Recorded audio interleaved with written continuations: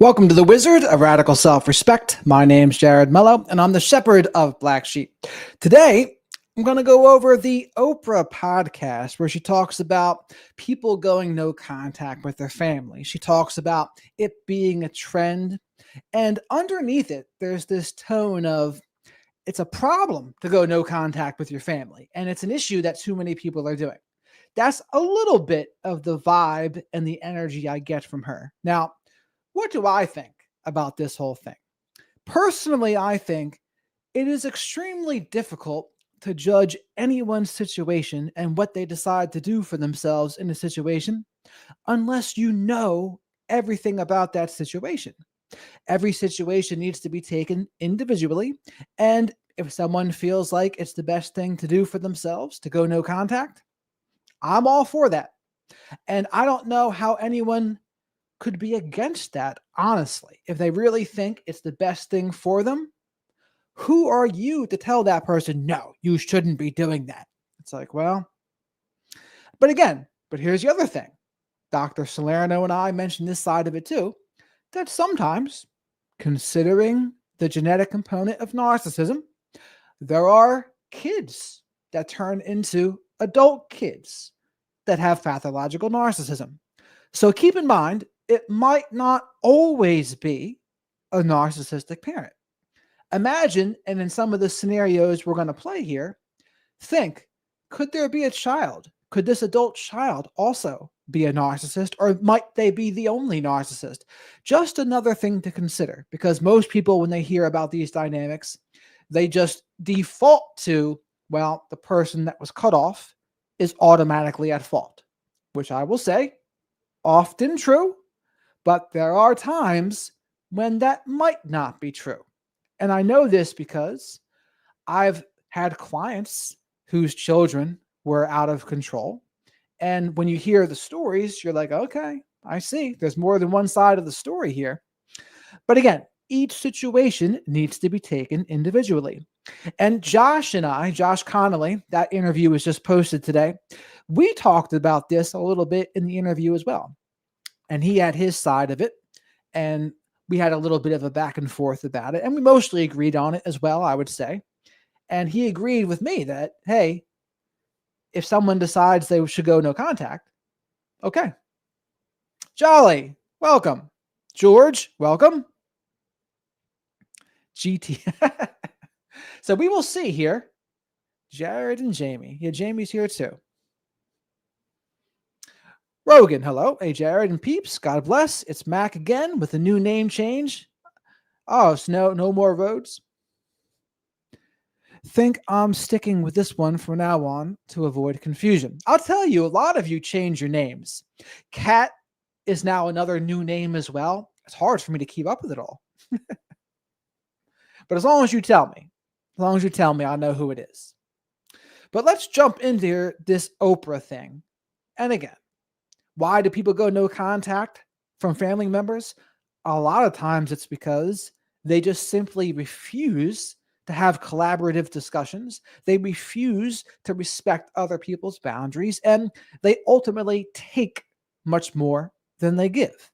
And if someone is constantly being depleted from and just being around someone else impacts them negatively, then hey, if someone decides to cut them off, okay. And here's the other side of it too. If someone gets cut off, and let's say even for sake of argument, it's not a narcissist being cut off. I think about myself. If I were to have kids one day and a kid decides to cut me off, I would ask myself, what happened here? And I would try to have the humility to understand where that person's coming from without judgment. Okay, what did I do to really piss you off so much? What did I do to make you think that you're just much better off not having me in your life? And it takes a level of humility and honesty to even ask yourself that question. And of course, narcissistic people, they just don't ask themselves that question. They start from, no, I'm not the problem. The problem must be somebody else. The problem must be the person for cutting me off. Oh, they didn't give me a chance. I was blindsided. And when they start acting like that, there is no humility there, no honesty there, no self reflection there. So when you start seeing someone talk like that, that's a red flag in and of itself. A good person, a person that has honesty, humility, some accountability, some self reflection, they're not going to jump straight to that more than likely. Because if someone truly thinks, okay, I hurt this other person, especially if it's your own child, you would think, okay, I don't want this person to think that they're better off without me. What can I do? What can I do to make this better? Just even simply asking that would go a far way. And then maybe they'll say what they think the issue is, and then you can try to do it. Then you can try to make things better.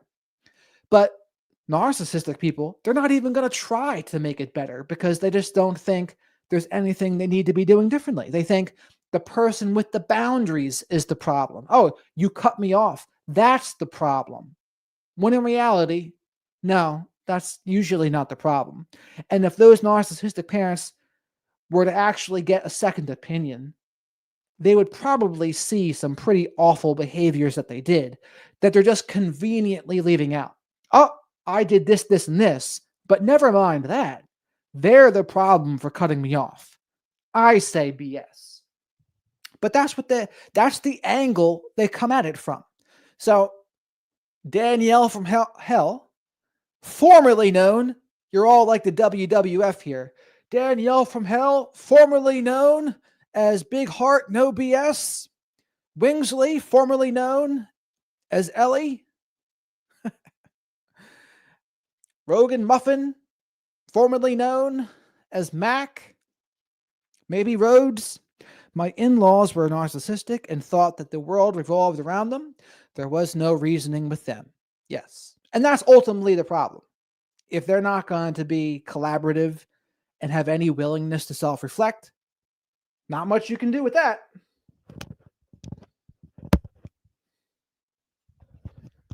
Stupid thing. Yo, yo, yo, Sable Blonde. Glad to see you here. But let's jump into this here. See what they all have to say for themselves. And we'll pause it as we go, of course. And we'll see. Pay attention to Oprah's tone here, too. Because it sure seems like she thinks there's a problem with the people that are cutting people off. Ah, Sable, formerly known as Cat. We went over your name change there. That's Cat, formerly known as Prince. Everyone should check out her singing, too. I'm not sure if she wants the shout out. Hopefully you do. She does some good singing over there, I saw. But let's see here. Today officially marks 1 year no contact with my parents. I've been basically fully no contact with my parents for the last 3+ years. We're talking about the rapidly growing epidemic of estranged children who walk away from their parents. What are they protecting themselves from? You know what?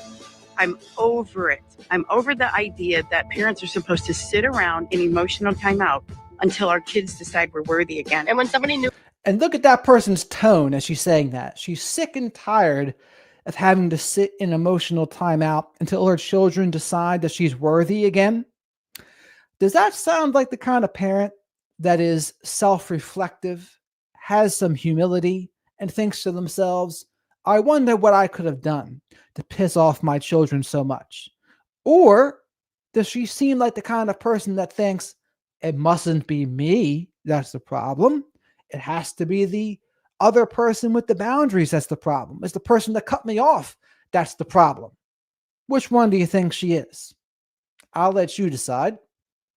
in my life finds out that I've been no contact with them, without failure, the number one thing that they tell me is, but they're still your mom.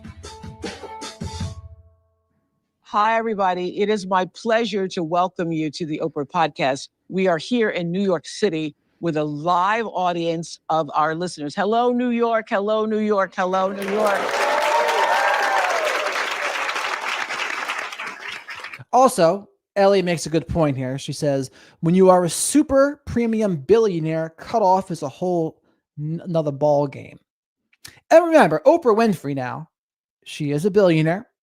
She has more in common with Jeff Bezos Bill Gates, Elon Musk, than anyone middle class and below, regardless of sex, regardless of gender, regardless of race. She's an elite now. Keep that in mind, because that does play a part. So maybe you all can relate in some way to this growing phenomenon known as going no contact. That's when a person cuts off ties to someone in their family. A Cornell University study now shows that almost 1/3 of Americans are actively estranged from a family member. That is incredible to me. I want to ask a few people in our audience to help us understand what that means. So Bristol, go ahead. I have been no contact with my entire family for a year and a half now. No contact. No contact. Not a phone call, not a text, not a nothing. Nothing. For a year and a half now. Okay. Chris, how about you? It's been 4 years since I've had contact with my parents and my siblings. So again, to reiterate, think about this dynamic as well. Think about if it's a narcissistic parent they're cutting off, but also think, is it possible that there's a narcissistic adult child here too? Just something to think about. It might be. I don't know. I haven't really watched this yet, but we'll see. 4 years. Not a word. Not a word. Okay. And Kendall, I've been no contact with my 30-year-old son for 2 years. by your choice. By choice. Okay.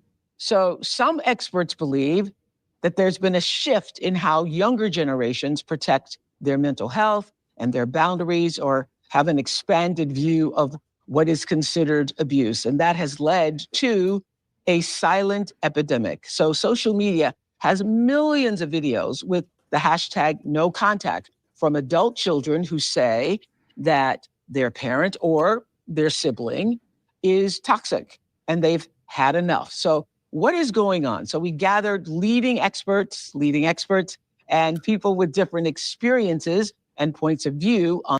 Also, Mac makes a good point in the chat. It's possible that there's narcissistic parents and narcissistic kids in the same family. So in which case, they could both be a problem. And guess what? Considering the hereditary aspect of narcissism, the genetic aspect of narcissism, you better believe that can be a possibility. Like everyone likes to think, oh, narcissistic parent, not narcissistic kid, or vice versa. But it's also likely that they both could be in some of these cases. Not all, of course, not all, but in some. On this issue, including parents whose adult children have cut them off. And we'll hear from other adult children who chose to go no contact with their parents.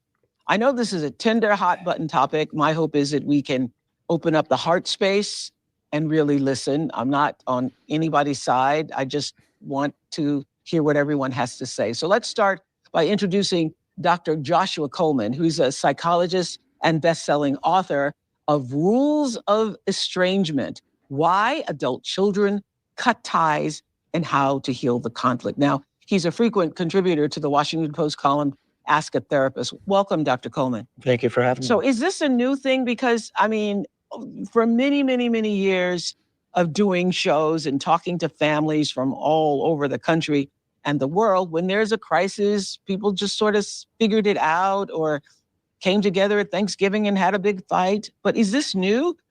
Yeah, I mean, there's always been estrangements, right? Forever there's been estrangements. But it's new the way we think about family. There's been a radical change in the way that we think about family. The old days of honor thy mother and thy father, respect thy elders, families forever, has given way to this much more of an emphasis on personal happiness, personal growth, my identity, my political beliefs, my mental health. So much so that today protecting my mental health is the single most common thing that I see in every single letter from every estranged adult And child. has this been exacerbated or has this increased because of social media? Oh, there's no question. Absolutely. Yeah, because you've got 2 billion hashtags toxic family. And everybody's got a, if you line up and you're an estranged parent, you're going to get onto a Facebook site. If you're an estranged adult child, you're going to probably get onto Reddit or something like that. And you're going to get support for your perspective. But these aren't people who actually know your parents or know your adult child. they're going to kind of tell you what you want to hear. So sometimes that's true. Sometimes they might just tell you what you want to hear. But what could also explain this awareness? Well, a lot of it is understanding of narcissism, understanding toxic behaviors, understanding dysfunctional family dynamics, understanding the roles in a narcissistic family system. And when more people are aware, more people are going to do what's best for them. But that being said, there can be an element of truth in what he said as well, where unless, and this is where humility for us comes in too, unless we know someone's situation, we have to be careful because we don't know who we're talking to. We might be talking to a narcissistic person. You just don't know yet.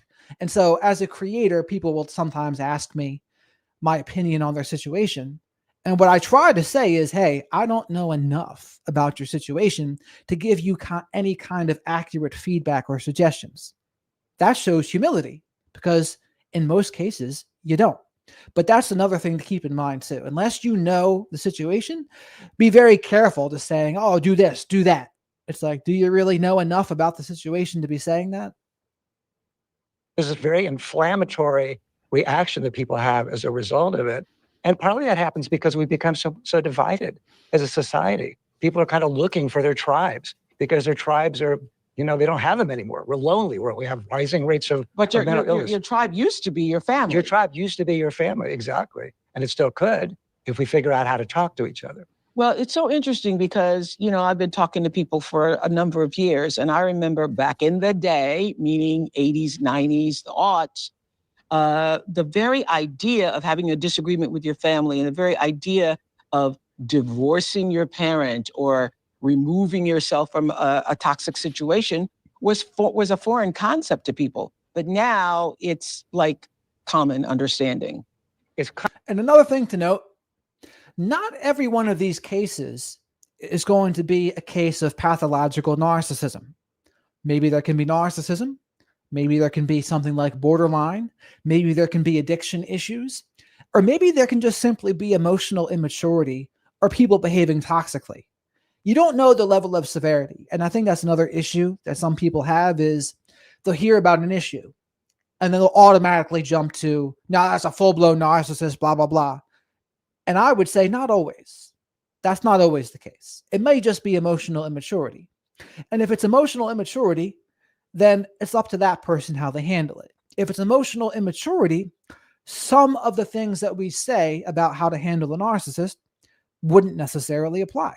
Because is it mandatory, for example, to go no contact with someone who is emotionally immature? I would say often no. There still can be some cases where maybe. It depends on what they've done, though. It depends on what they've done. But emotionally immature isn't as bad as a full-blown narcissist. Common understanding it's also positioned as a sort of virtuous act of protecting our mental health. And you know what? Sometimes it is. There are truly abusive, difficult parents and family members. But there's a lot of people getting estranged today who aren't abusive, who are loving, decent, hardworking, loving, caring parents, and they're being cut off. And part of the problem is this. And I don't know about that. I mean, is he hearing all sides of the story before he says that? Does he know they're all loving, caring, hardworking? Or is he only hearing one side of the story? I don't know. I would say most loving, caring parents, unless they're dealing with some sort of pathological person, they're probably not going to get cut off. Probably. Or maybe their kids are an asshole. Maybe they're emotionally immature. That's also possible. But for the very most part, usually there's something going on in these situations. As therapists, as I hope we'll talk about, because as therapists, we become what the sociologist Alison Pugh calls detachment brokers, where we help people not feel guilty about feeling responsible for our parents. That gets sort of pathologized as being codependent or parentified or that kind of thing. And therapists are sort of greenlighting a lot of estrangements, particularly when you use language like, oh, your mom's a narcissist, or your dad's a borderline, or they're a sociopath, they're gaslighting you, or they're a boundary crosser. And once you say that to somebody, once you tell somebody that their parent or their family member or their child is that way, you just greenlit them cutting them off. Because now it's a virtuous act of protecting your mental health. I think that's a problem. Okay. And that depends. Whether I think that's a problem or not really depends on the context of what's going on there. I'm never usually a fan of just throwing around diagnoses, but I am a fan of judging people by the behaviors. If you do enough bad behaviors and someone just refuses to listen, it doesn't really matter what their label is anymore at that point. I don't care if it's emotional immaturity, narcissism, borderline, an asshole. Doesn't matter. Doesn't matter. And they don't need to be anything to deserve to be cut off anyway, sometimes. It doesn't matter what their label is. If they negatively impact your life enough, I'm all for people doing what is best for them. Dr. Lindsay Gibson is here, and she's a clinical psychologist and New York Times bestselling author of Adult Children of Emotionally Immature Parents. I've read this book. It's actually a good book. And I should probably invite her on the show. And I hear it has sold now over 2 million copies. And many people credit your book as the catalyst, actually, for this surge in adult children going no contact. Now, her upcoming book is How to Raise an Emotionally Mature Child. So, Dr. Gibson, what is it that you were seeing in your own practice? Yeah, as a psychotherapist, what I was seeing was people coming in not identifying the problem as being with their parents or their family members. Usually it was some other kind of stress. Could be work stress or friend stress, that kind of thing. And then about 3 or 4 sessions in, they would start talking about what was going on with the family, as sort of like their daily life stress. And from there, we would begin to get a picture of this old underlying tension that had been going on for a long time with the family. But very few people early in the day would come in and say, I have a problem with my mother, or I have a problem with my son. They would come in with some other life stress, and then we would get to the family issue.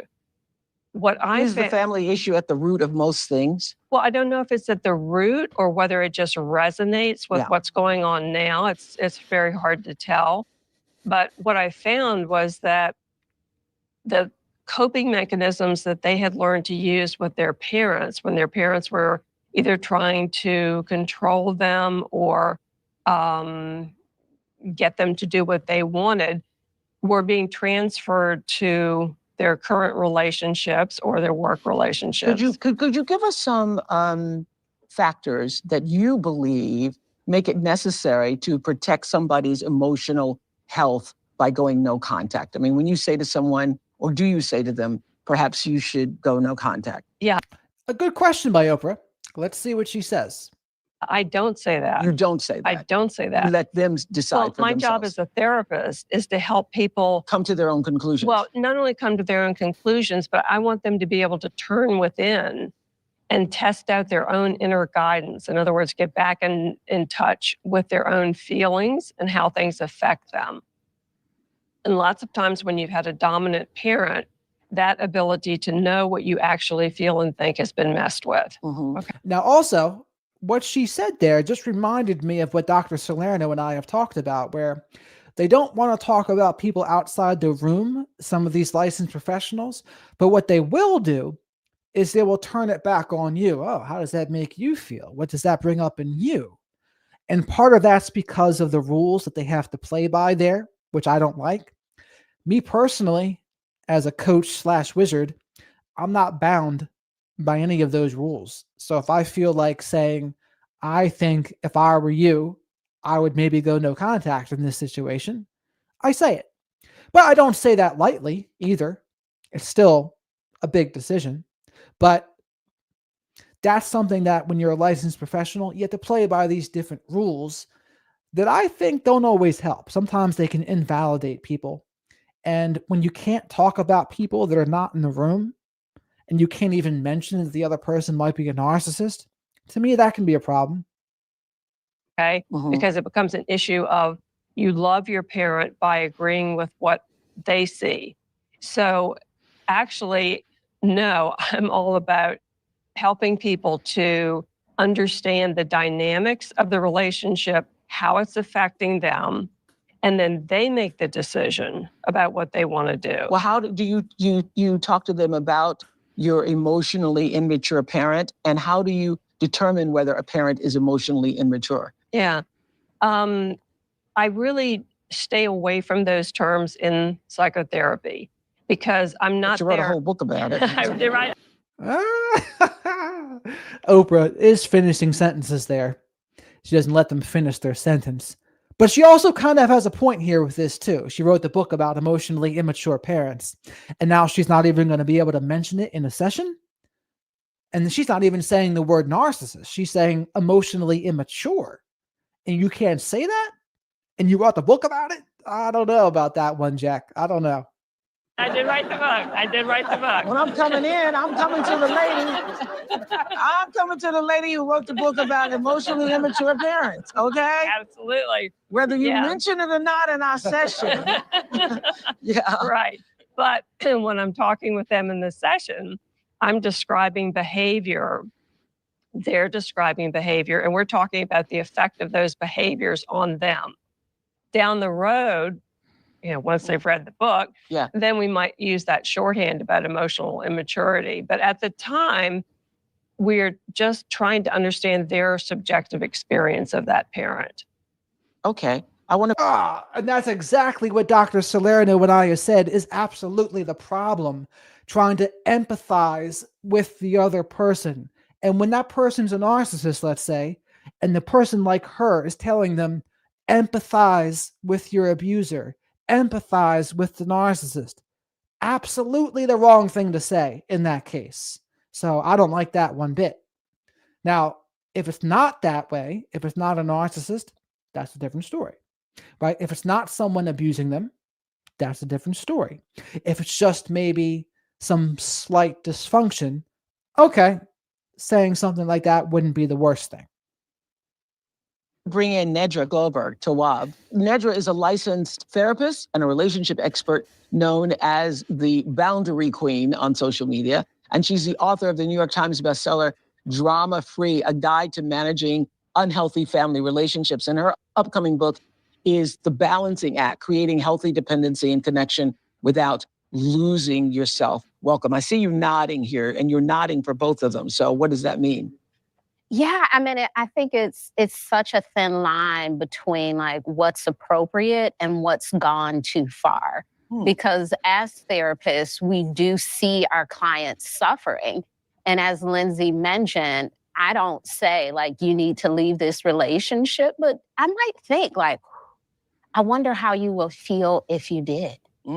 Because there's so much pain for so long. But you wrote that no contact is not the first option as much as a last resort. Yes. Yeah. Yes. I don't know if I even agree with that framing. I think if no contact is what helps, no contact is what helps.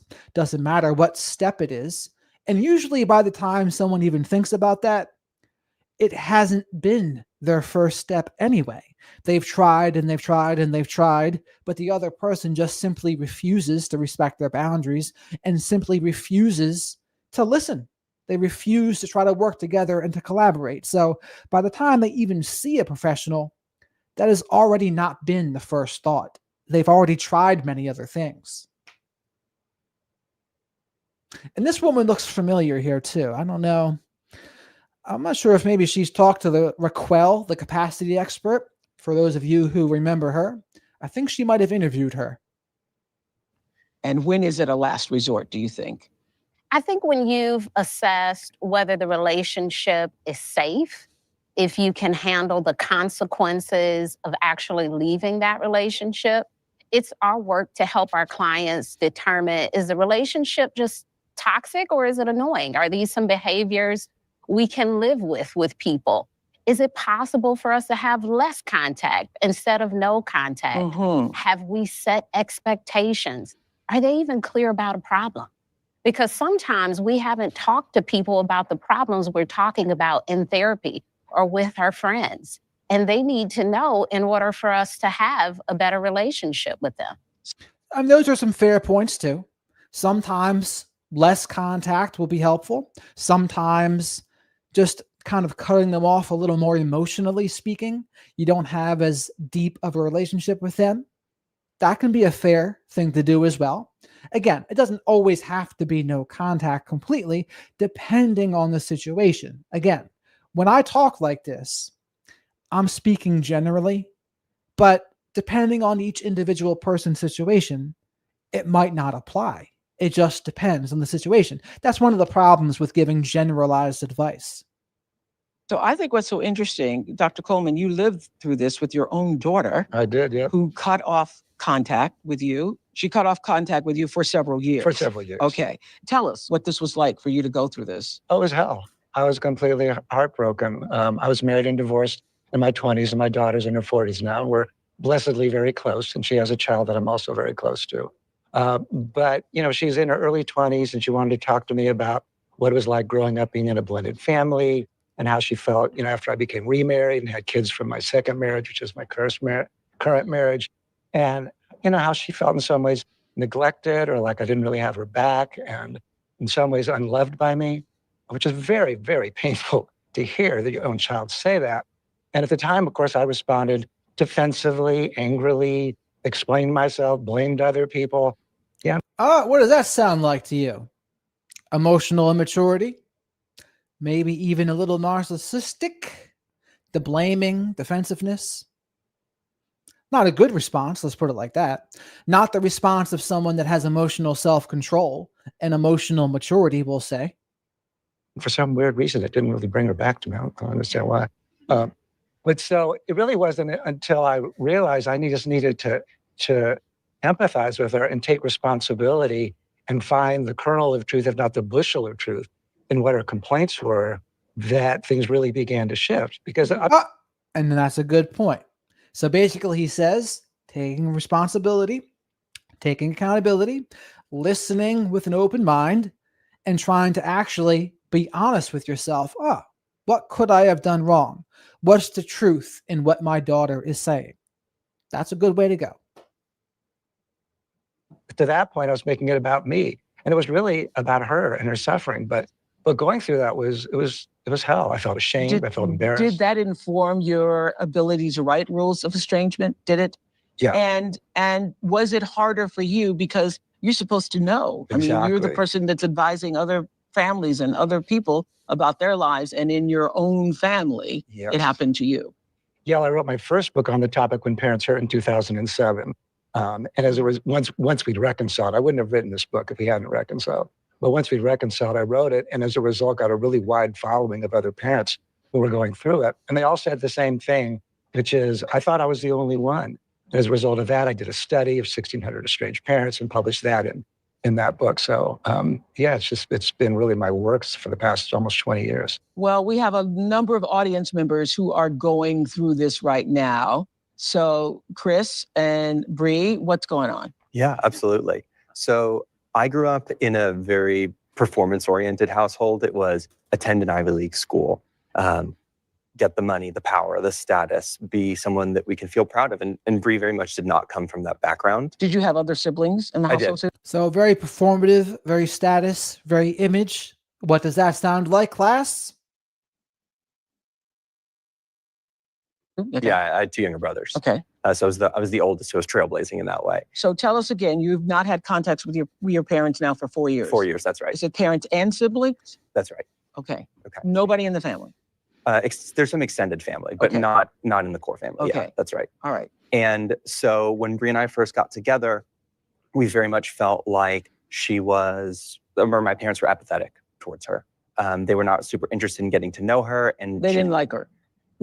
Yeah, that's the feeling that we got. That's the short answer. That's the They feeling. didn't like her. They didn't like her. Yeah, They didn't like and the way that really surfaced was what we perceived as a disinterest in getting to genuinely know her. Yeah. And for while we started dating, so be it. But as it became clear that this was a real relationship, that this was an You intense told them, "This is the relationship, that woman we I were in wanna love, marry." and I said, "This is the woman I'm going to marry." Uh-huh. And as we moved into that more serious realm, it went from what we perceived as apathy to more of, we don't like this. And the way that took form for us was my parents, we found through friends, were scheduling lunches to have conversation with my friends where the topic was, we're worried about Chris. That was the first thing. And then it became, can we delay this engagement, or can we Asking your friends. yes, or can we take this marriage off the table?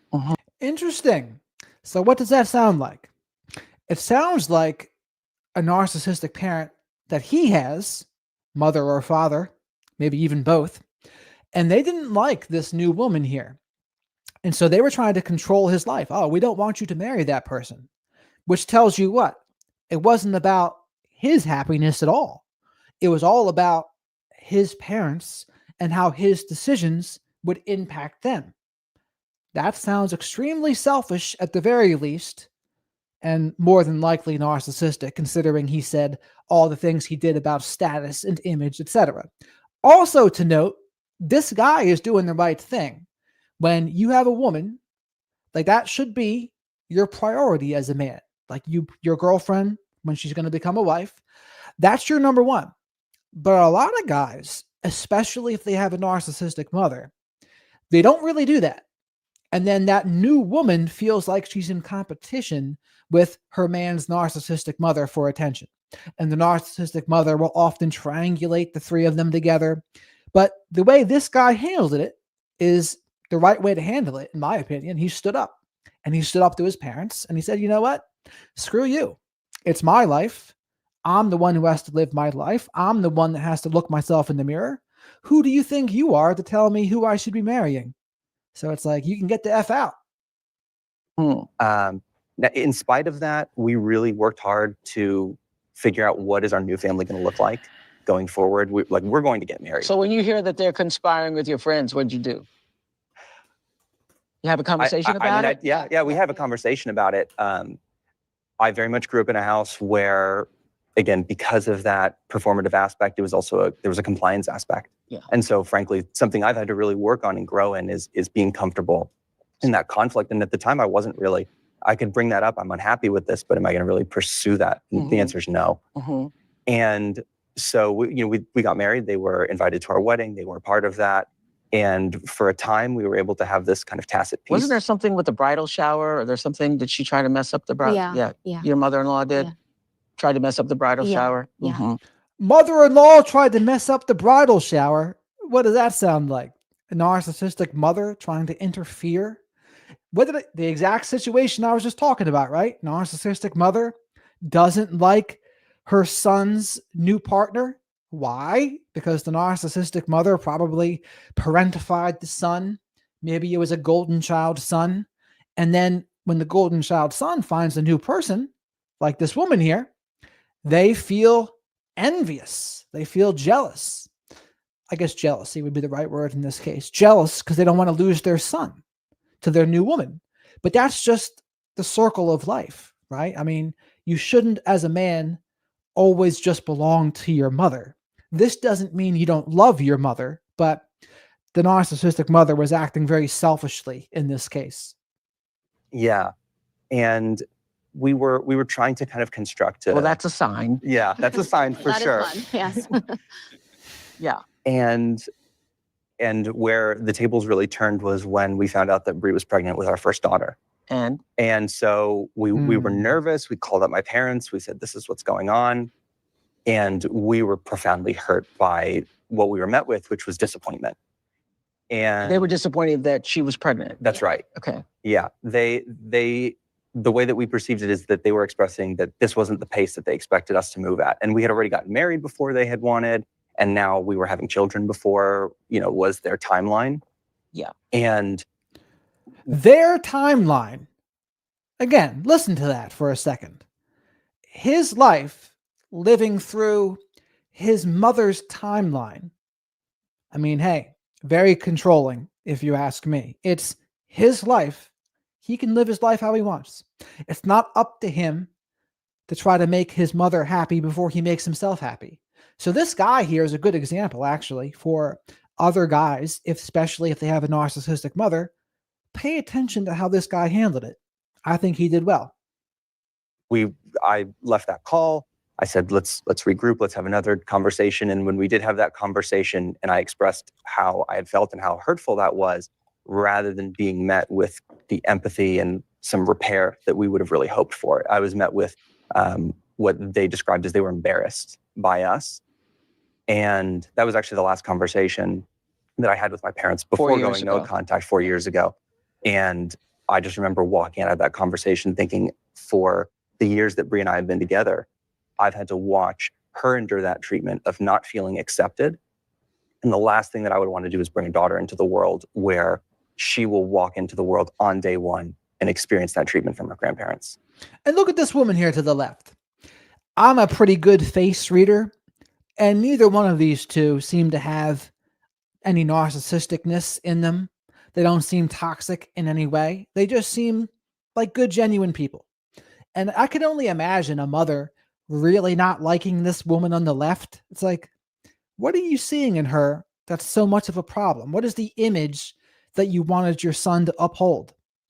Chances are she just didn't like the fact that she was losing her son to this woman, because she looks like a good-hearted person and her face tells the tale. Okay, and so you just decided no contact. So I'm curious, Chris. So can I ask how old you are? I'm 30. Okay, you're 30. So you grew up in a world where you said there was compliance and the household was performative. So you didn't grow up in a world where you thought about, removing yourself or distancing yourself from your parents. Where did the idea even come from that, all right, I'm going to cut you off. I'm not going to talk to you anymore? Yeah, I don't think there was one moment. I think it was very incremental.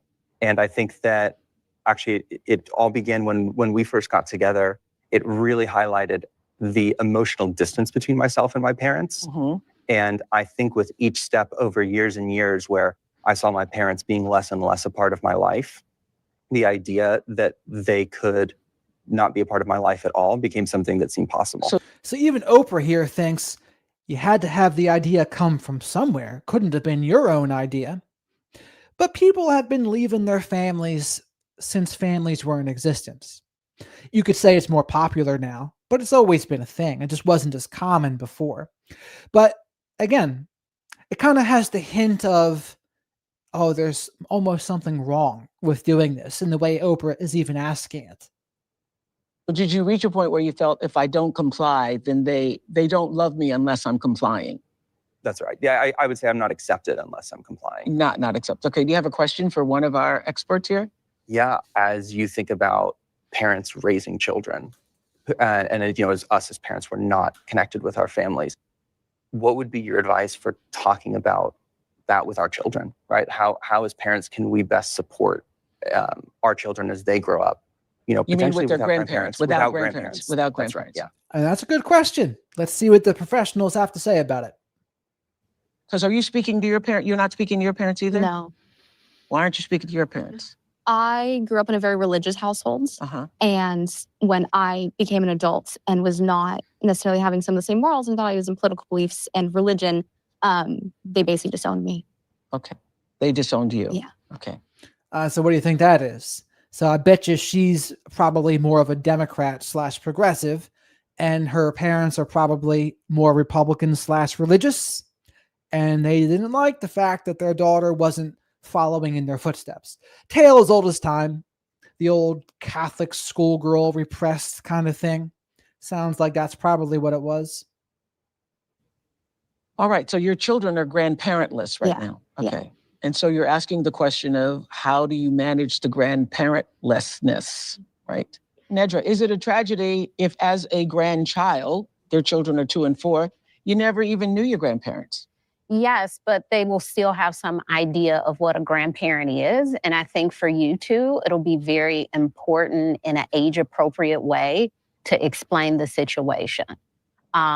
We have chosen to not have this contact as a protection for our family, right? And as they get older, you express that more. I don't think they need to know like all of the painful stories. That's not appropriate.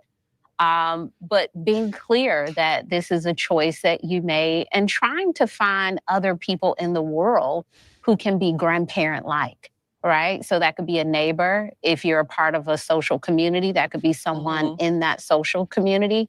But being open and honest is really important, not trying to erase your childhood. So, not doing the thing of never talking about your childhood, never talking about your parent. Share some of those good memories with them as well. So, don't make it seem like these are people we don't talk about, because they will have some curiosity. And if you want to have that emotionally connected relationship with them, the one that you didn't have, you'll have to be vulnerable and honest with So them you about this shouldn't act like situation. these are people we don't talk about, even though you're not talking about them? Well, they should be clear that these are people that you have chosen to not have a relationship with. We don't want to make it seem like they just disappeared, no one ever existed, Okay. because you were raised by someone. Okay. Yeah. And that's a good suggestion by this woman here. I think she's correct with the age appropriate aspect of it. And she's correct about acting like they just didn't exist. You can explain what happened, but do it at an age appropriate time. I agree with all that. And again, this is a delicate thing. It's kind of difficult how to approach this. And in our space, we often don't talk about this next step of it, right? We talk about the no contact all the time, but we end it there a lot of times. But often, no contact may bring up other questions down the line, especially if you cut off your parents and now you have kids. And now what do? Do you talk about their grandparents? Do you let them see their grandparents at all? And generally, what I see happen is if the grandparents can't respect the parents, then that's usually not someone that those parents are going to want the grandparents to be around in that case. You say, Dr. Gibson. Yeah, I was just thinking about when your children begin to be curious about it, or when they bring it up. Yeah. I think that's when you're in that position of what do we say now? What do we do now? But I don't think that, for little children, 2 and 4, yeah. I mean, they're not in the position yet where, Johnny's grandparents had him over for supper. Where are our grandparents? I mean, that day may come. And when it does, I think you can let them know that we're just not that close to them. We don't have contact with them. It's sort of like when children ask, the facts of life. It's like, be careful about how much you lay out for them at once, because they can only give digest so much, and information. age appropriate, Yeah, right?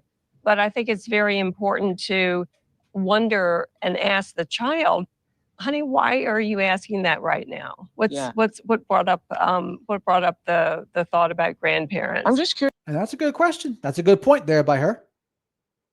To ask, why are you bringing it up? What makes you think about it? It's been 4 years. You think it's going to go on forever? Do you see it going on forever? You see never, ever, ever communicating with them again? Right now, yeah. Yeah, both do. And chances are, if by the way that guy describes his mother, she's not going to change. It's going to take a massive thing for his mother to change. I always say the 5 elements of change: the humility to admit you have a problem, the honesty to say what that problem is, the willingness to change, putting in the footwork to change, and then having the resilience to change. Unless she does those 5 things, I wouldn't think she's changed. And if anything, she's just going to be more of how she's already been. On a cautionary note, you are presenting your children with a role model of how to handle conflict. And that's a concern. You are showing them that people can be cut out of your life. And so that is a role model, because I'll sometimes work with a parent who will say, well, you did it, Mom. You cut out your grandma, so why can't I cut out you? So I mean, it's an adult child. So we just have to be very mindful of every layer of this. Oh, yes. I thought about that.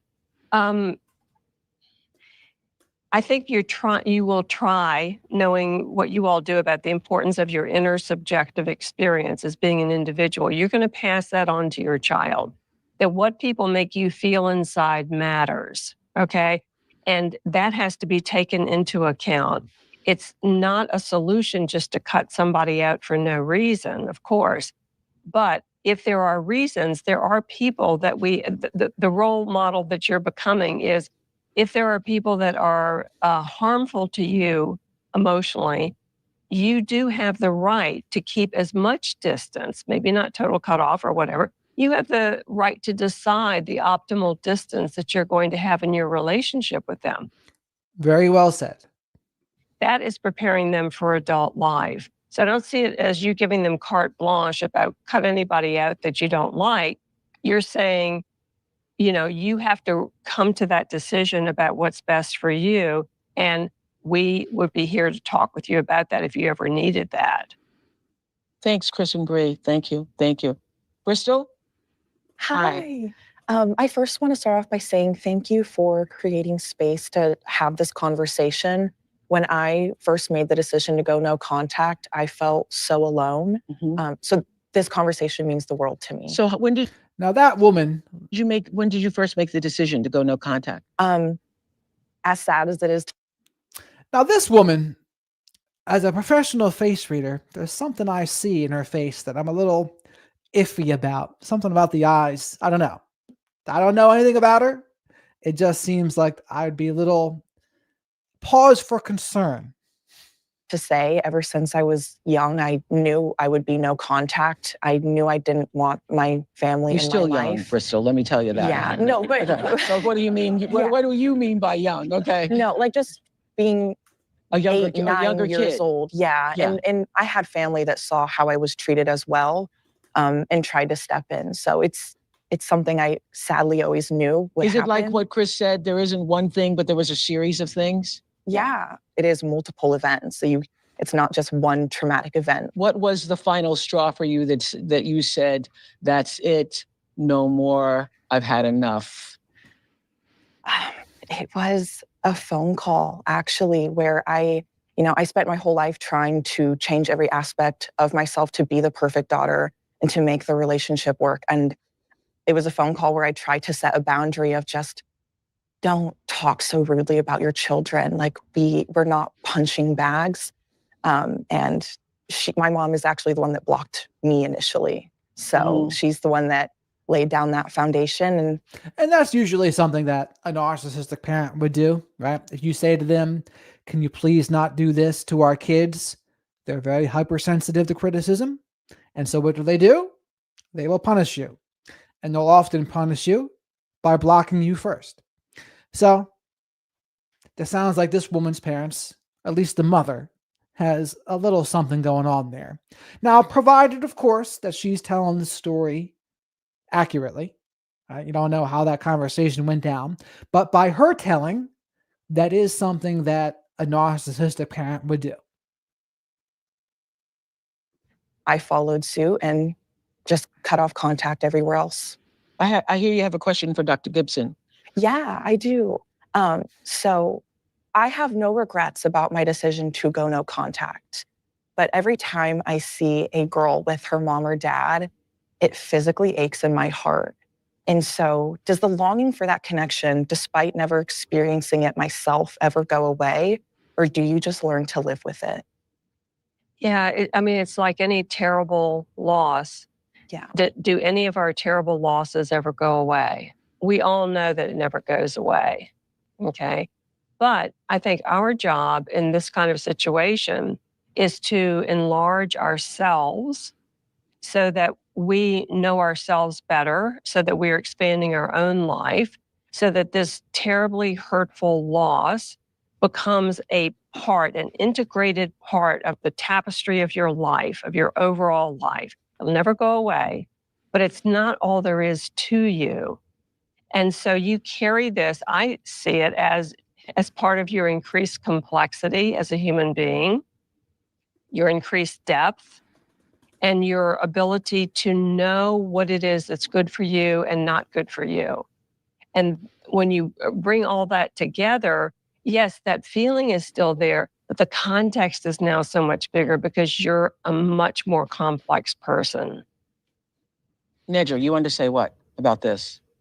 Yeah, I think that void gets smaller as time passes, but there will always be something there because you do have a mother, you do have that part of your family, and both things can exist. You can miss people and decide to not have that relationship, and you don't get to erase the feelings in either direction. So That's a good point, too. I think it might dwindle that feeling over time as you get adjusted to it. But I think especially as a woman, if you cut off your mother, there's something about that as a woman because a lot of times women are going to be more family oriented than a lot of men. A lot of men have like they'll create a new family. A lot of women, they stay closer attached to their family of origin. So I think it affects women a little differently in a lot of ways. It's something that you'll come to live with. Thank you. But how's your life otherwise? Do you miss the contact with them?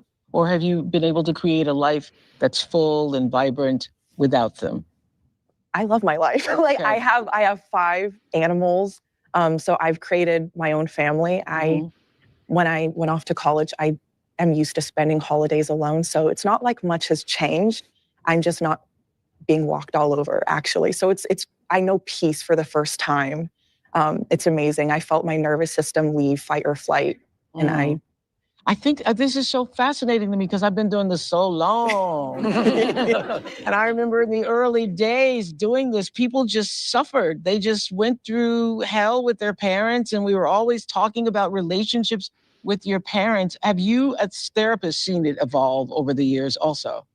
Oh, absolutely. And I think one of the things, Oprah, is that there was a study done in 2016 which showed that our ideas about what constitutes harm, abuse, trauma, and neglect have radically expanded in the past 3 decades, radically expanded. So what often happens is an adult child, like any of you, may come up to your parent and go, "You emotionally abused me, you neglected me, you traumatized me." And your parents are going to be like, "What the hell?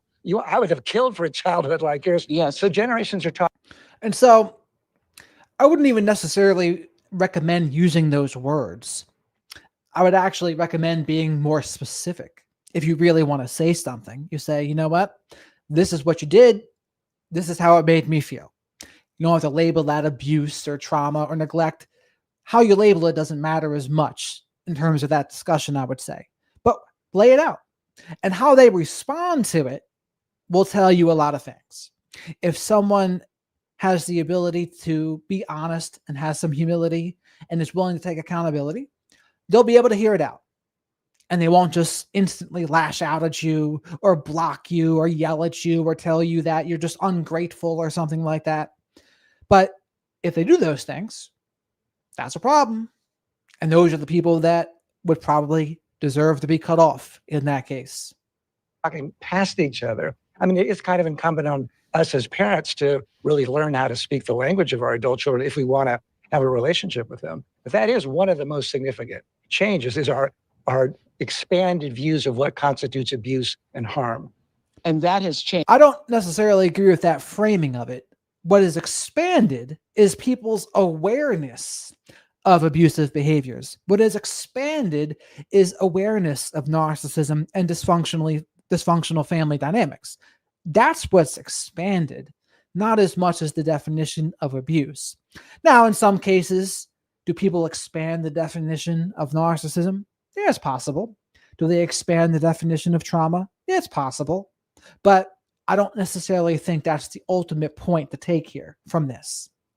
Changed. That is changed. And it has evolved exponentially in the past several years. Exactly. Well, the past few decades, but social media is an enormous amplifier of that. Yeah. Thank you, Bristol. Thank you so much. We have another Bree in our audience. This Bree is with 2 E's, in case you're going to get them confused. Okay. So you've decided no contact with your mom. What happened? Yeah, so my mom abruptly stepped away from our family when I was 6 years old to be with someone else. And not only did she leave my dad, she didn't want to be a mother to me at that point either. And so throughout So your mom basically abandoned you. Yes. When you were 6. Yep. She didn't, she was just like, she left to go with an old boyfriend. Yep. She decided to go be with her college boyfriend, and she wanted to kind of just live this new child-free life. And it was very jarring and traumatic for me because I was used to having a 2-parent household and doing things with them, and just, it was just a night and day. And at that point, she just kind of stepped away, didn't really have as much contact, would see her sometimes. It was very off and on, and I would try. And whenever I would try, I felt like I would be let down. I had a wonderful dad who like filled the gap, but it's just like, just no mom. And I would see all these girls being raised with their moms, and I wanted that. And so when I was in college, I extended an olive branch, and I invited her to my college graduation, and she ended up humiliating me. I was on the floor with the graduates, and I saw this crowd of people walking towards me, security, the counselors, and looked in the middle. It's my mom. They brought her towards me. They said, "Bree, it's been an emergency." So I'm like, you know, what's going on? And she's just like, "I'm ready to leave." Like, we're about to go, her and her boyfriend. And that was what the emergency was in front of all the graduates before I even walked. And so, and what does that sound like? A narcissistic / borderline / histrionic? I don't use that word often, but that's dramatic. She created a scene in front of everyone at her graduation. It's an emergency. I feel like I need to go. I mean, how selfish and entitled is that? That's pretty wild. I was bawling, crying. The whole stadium's looking at me. And from that point on, I was like, this is done. Like, she does not have a care for me. And with me being a mom now. She couldn't leave quietly? And she couldn't just get up and go. I know. And so. She had to cause a scene. Very attention seeking. Yeah. A whole scene. Yeah. And so, like, I'm a mom now and I'm a single mom. And so there's points in motherhood where I'm like, whew, like, I get that it can be a lot, like, you know, but I could never just walk away from my child. Like, I just couldn't understand doing that. And so I get a lot of judgment for it. Like, when something happens and people are like, you know, your mom isn't feeling well or something like that. Like, it's like, you know, I don't have that empathy because it's just like, you know, she didn't really have it for me. And it's hard for me because it's like, you know, I understand, you know, like, that she is my mother and this whole you only have one mother thing. However, we did not have that relationship. And so what weighs on. Yeah, so this woman's mother abandoned her. And why did she abandon her? Because it sounds like men and her life were simply more important to her than her own children. And there's some women that just don't really have that motherly instinct. That's just not, they don't have it. And so it sounds like her mother is an example of that. My heart and mind a lot is the forgiveness. And sometimes I'm like, will I ever be able to just forgive her and let this go? Because it's like, you know, some people's mothers have passed away. My mother lived 20 minutes from me my whole life, you know, and just didn't want to be there. And didn't see you. Yeah, and just didn't want to see me by choice. Well, I think that's so interesting because people use that phrase, particularly in our culture. You only have one mother. Yes. And they use that to guilt you. No matter what's been done to you, no matter what you've been through, you only have one mother. And it sounds like that you allow that sometimes to bother you, right? You feel.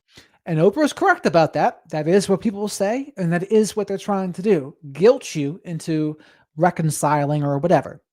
And she's mentioning how to this woman, it sounds like sometimes it works, but let's see what she says. You feel embarrassed or the shame of that in some way. Absolutely. I'm very empathetic. And it's the fact that it's like, I do understand she is my mother. However, it's like, we don't have that relationship, you know? And so it's just like, you know, she was never there for me. Yeah. Like, you know, and whenever I would try, I would be met with hurt. And so it's like, you know, I want to be able to like forgive her for my own peace of mind, not to bridge the relationship, but just to like have some kind of a start to healing. So your question is? And so that's a good way to remember it too. She wants to forgive. That's on her. I don't have a problem with her doing that. But she mentioned the important part too. Forgiveness does not always mean reconciliation. Forgiveness does not mean extending an olive branch. You can forgive from afar. I could also say you're letting go of resentment in that case too. But it's an important thing to remember. Forgiveness does not always mean you have to reconcile with the other person. And forgiveness is for you. Because I say letting go of resentment, but we do that because to hang on to resentment only ends up hurting us. So my question for Nedra is, how do I carry the void of the disappointment and the hurt and the distance, but also like, is there a chance that I could truly forgive her and be able to kind of move on, even though we obviously are both still, you know, here in the world? I think you have to accept that people can birth a child without parenting them. And what I'm hearing in your situation is you have a mother, but you don't have the nurturing of one. And it's very hard to reconcile that while you're mothering, right? And other people are being mothered and they're telling you about their mother and you should do this for your mother, but you don't have that role or that connection with your mother. And so it's very important for you to accept that you can give birth without parenting. I think you also need to allow yourself to be angry because sometimes we're not making room for that and we're just rushing toward forgiveness. I have to hurry up and forgive. Especially if you live in. That's a good point by her too. Feel those feelings. You got to feel it to heal it. And Oprah here, she doesn't know how to let the room breathe a little bit. She has to jump right into every little thing. It's like, let them go. Let them finish their points here. A culture that says, but it's your mother, and it's the only mother you have. But you are her daughter. But you are her daughter. And so on both sides, if we're going to say, but this is your mother, or this is your father, you are also a daughter. And you get to be upset about not being parented. Yeah. After you work through that stuff, what does forgiveness mean for you? Because you can forgive and reconcile. You can forgive and continue to not have her be a part of your life. You can forgive and readjust what the relationship is. Maybe she's not a mother, but she's a great friend. So you get to decide what that forgiveness. Did you see her just do this? And that's a good point too. I mean, forgiveness is something that can't be rushed, and there really is no rush to do it. Because if you try to rush, if you want to forgive, you're not going to be able to do it genuinely, more than likely. So it's a red flag to me when someone tries to rush it. If someone's trying to rush you into that, I'd be skeptical of that. But what is important to remember is feel those feelings, whatever they are. There's no right or wrong way to be feeling. If you feel angry, you feel angry. If you feel sad, you feel sad. You feel grief, you feel grief. You feel guilt, you feel guilt. But whatever it is, you feel it in order to heal it. And again, Oprah can't help herself but to jump in here. Or maybe an associate. So. maybe she's an associate. I'm not sure. But perhaps there is something there. If you can remove that expectation of parenting from her because she hasn't done it and she's not doing it, maybe there's a little bit left there that you can have. I don't know what that is. And maybe it's nothing. But you decide what that forgiveness looks like. And it sounds like you have learned how to be a nurturer even though you didn't have it. That's a good suggestion, emphasizing that it's on her, whatever she wants the relationship to look like. Chances are, I probably wouldn't want much to do with her mother. If she decides to have like a very, very low contact, okay, but it doesn't sound like that woman deserves it. Doesn't sound like her mother really deserves it. I haven't heard her say yet that her mother is so sorry about how she treated her and how she recognizes how much she has embarrassed her. I haven't heard that yet. Have you?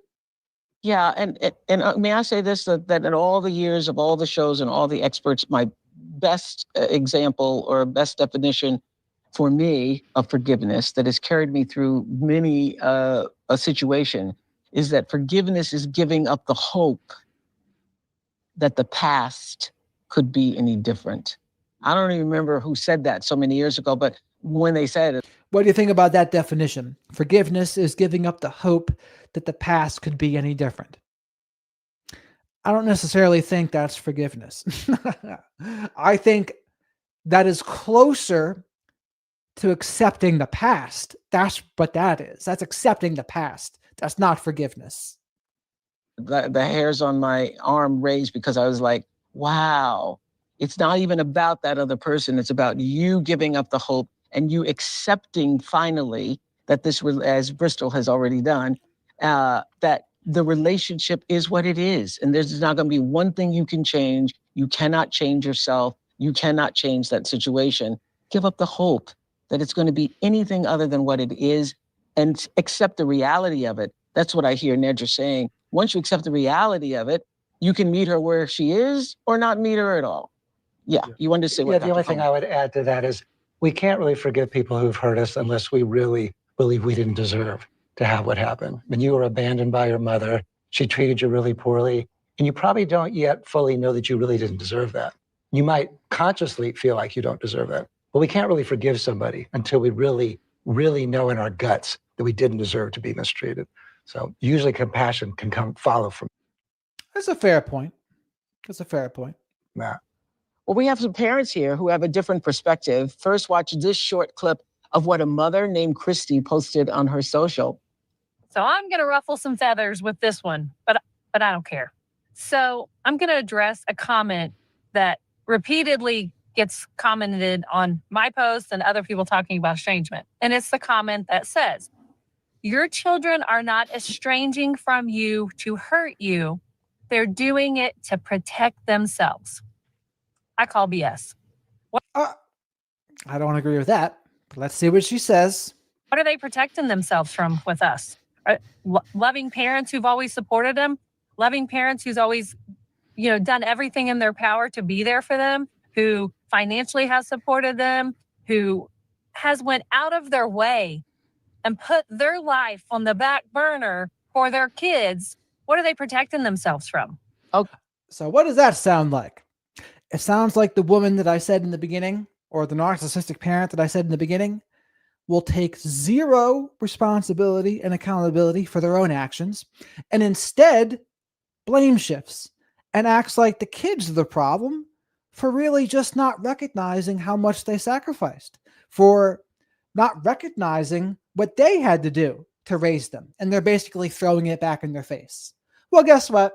No child asks to be born, miss. So that woman there, entitled, selfish, arrogant, and chances are, probably, if she's been cut off, probably deserved to be cut off. Okay, Chrissy. So you've had no contact with your daughter now for what, 3 years? My daughter, yes. She's estranged from my side of the family 3 times in 7 years. The last estrangement came as a shock because we had reconnected for 2.5 years. I let my guard down. We got matching family tattoos, beach vacations with me and her brothers. And so I thought, we made it. We're golden. We're not, I'm not going to lose her again. And bam, a little conflict happened and out the door. And I tried to talk to her and I was like, we need to sit down. Can we just please sit down and talk? And like, why are you so upset? It was something so minor. And she refused to communicate with her brothers and I. She's cut my mother off, the only grandmother she's ever had, who's completely heartbroken. Her brothers don't have a sister. They're cut off contact with them. Yes. And in the beginning, the first estrangement, I will give, it wasn't her fault. She was 17, 18 years old. I went through a divorce. She felt she had to choose and she didn't choose me. We worked through that, and she explained some things to me and I understood it. But now she's 25, almost 26. She knows I'm a good person. She even, we made TikToks together. She made me beautiful TikToks. You see that woman's little facial expression there? We got to rewind that. Let's see. And I was like, we need to sit down. Can we just please sit down and talk? And like, why are you so upset? It was something so minor. And she refused to communicate with her brothers and I. She's cut my mother off, the only grandmother she's ever had, who's completely heartbroken. Her brothers don't. So what did she do there? I'd missed this before, but she had minimized. Oh, it's really something so minor. You're really making a big deal out of nothing. Very invalidating, perhaps. Have a sister. They're cut off contact with them. Yes. And in the beginning, the first estrangement, I will give, it wasn't her fault. She was 17, 18 years old. I went through a divorce. She felt she had to choose and she didn't choose me. We worked through that, and she explained some things to me and I understood it. But now she's 25, almost 26. She knows I'm a good person. She even, look at her. Look at those eyebrows go up. Classic. That should be a meme right there. Somebody crop this out. Made TikToks together. She made me beautiful TikTok and that I have pinned on my profile, and literally Mother's Day. And then 2 weeks later, there was a conflict. So my daughter, she is smart. She's funny. She was a joy to raise. She's a college graduate, but I feel she lacks conflict resolution skills. And I just feel like my question to the therapist is how do we move forward to help parents and children that weren't in abusive parents? Like, a lot of us are really good parents. We aren't deserving of this. How do we teach parents and children that we can work through the messy, hard stuff so that we... And let's see how these professionals handle this here, because chances are this woman is probably a little bit toxic at the least. And listen to her framing of this whole thing. Oh, we need to work through the conflict. It sounds like to me she has she mentioned the first one. She doesn't blame her daughter for, I guess. But I don't know. Seems like there's a little lack of humility here in some of this with her. But let's see what the professionals say. We can talk and not go no contact, because I'm not going to lie. Like, it's been 3.5 years, no word at all. And the glimmer of hope of us ever reconnecting is going away. You know, I talk about a platform and give parents a place to be seen and heard. And, you know, when it first started happening to me, I was like you. I was like, I thought I was alone. So now I have a platform where parents can be seen and heard, because we are villainized. And that video was a So let me guess. Let's guess here. She probably has a platform of narcissistic and toxic parents who have no idea what they've done wrong, and they can't understand why their children have cut them off to protect themselves. And they think, oh, they're just giving me the silent treatment, and they don't have any conflict resolution skills. But meanwhile, very little self-reflection, more than likely, very little humility. So that's probably the community that she's cultivated. about how villainized we become on that app. What was the response to that video? Parents were thankful, and, you know, so many, I felt like I was alone. And Is this the woman from the video? It might be. But I don't know. A little not as much emotional safety with her either. It's like, would you feel comfortable being open and honest with her? Yeah, I don't know. to be honest, so many of us parents, I'm not a therapist, but I've heard hundreds of stories. So many of us never even got the opportunity to sit down and talk to our children. Listen, I'm all about, we don't decide what hurt, we don't get to decide what hurt someone. Yes. They don't get to decide what hurt us. So if my daughter came to me and said, Mom, can we talk? Heck, yes, absolutely. I would take ownership of anything she said I did to hurt her, because I don't get to decide what hurt her. Okay. But she refuses. Well, you know, All right, well, I mean, and that's a fair thing to say. She's right. She doesn't get to decide. And as long as she does take ownership, that would be a good thing to do. But again, it'd be very interesting to hear her daughter's side of this story. And without it, it's hard for me to make an accurate assessment. that brings me to the point when you said the reason we are not talking now, it was such a little thing. Mhm. We all are wondering, what little thing was that? What Yeah. was that? And you know what? I was going to say, but I didn't want to interrupt you.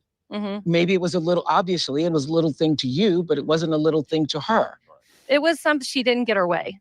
Okay. She didn't get her way. And, you know, my boys are in my A very good point by Oprah there. She called out the minimization. Good point, Oprah. life. I'm a mom of 3. They reassure me all the time, Mom, you're not a bad mom. Do you have a specific question for My any of the question experts? is, how do we work on teaching conflict resolution skills so that the no contact doesn't start? Because we all know once it starts, it's a hard thing to go back from. Yeah.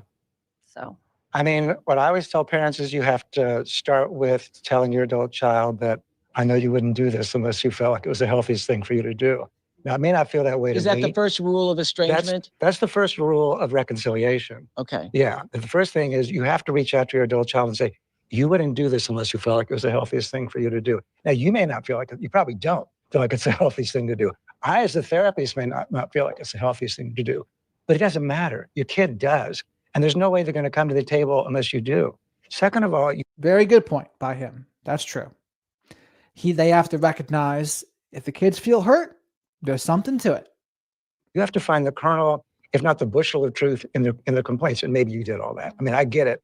You're right. Some of these adult children who cut off contact, they're conflict avoidant. They don't know how to have a conversation. And they tell their parents that they're gaslighting them or they're, emotionally mature, or they're, narcissists or whatever.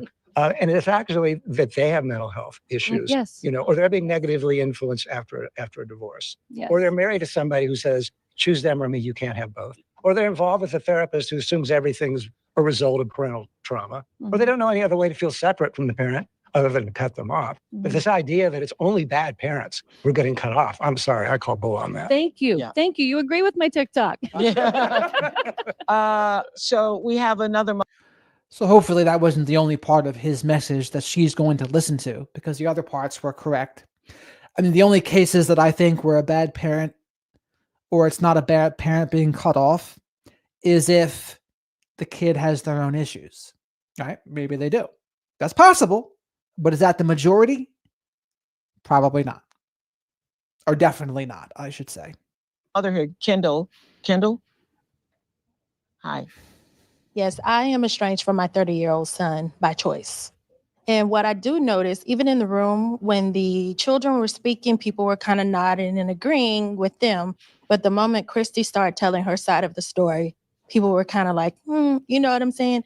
My platform speaks similar to hers on behalf of the parent, because parents are suffering in silence. And when children become estranged, they are celebrated, they're supported, people rally behind them. But when their mother decides to go no contact with her child, she's demonized. And that's been my experience. You made the And I've talked to people in this scenario. There are women that I know that have cut off their kids. And from what I've heard, their kids were freaking nightmares. And that's a situation that no parent wants to be in. No parent wants to cut off their kids. But if they are the one that has the boundary, which unfortunately involves cutting off their kids, then so be it. It works that way too.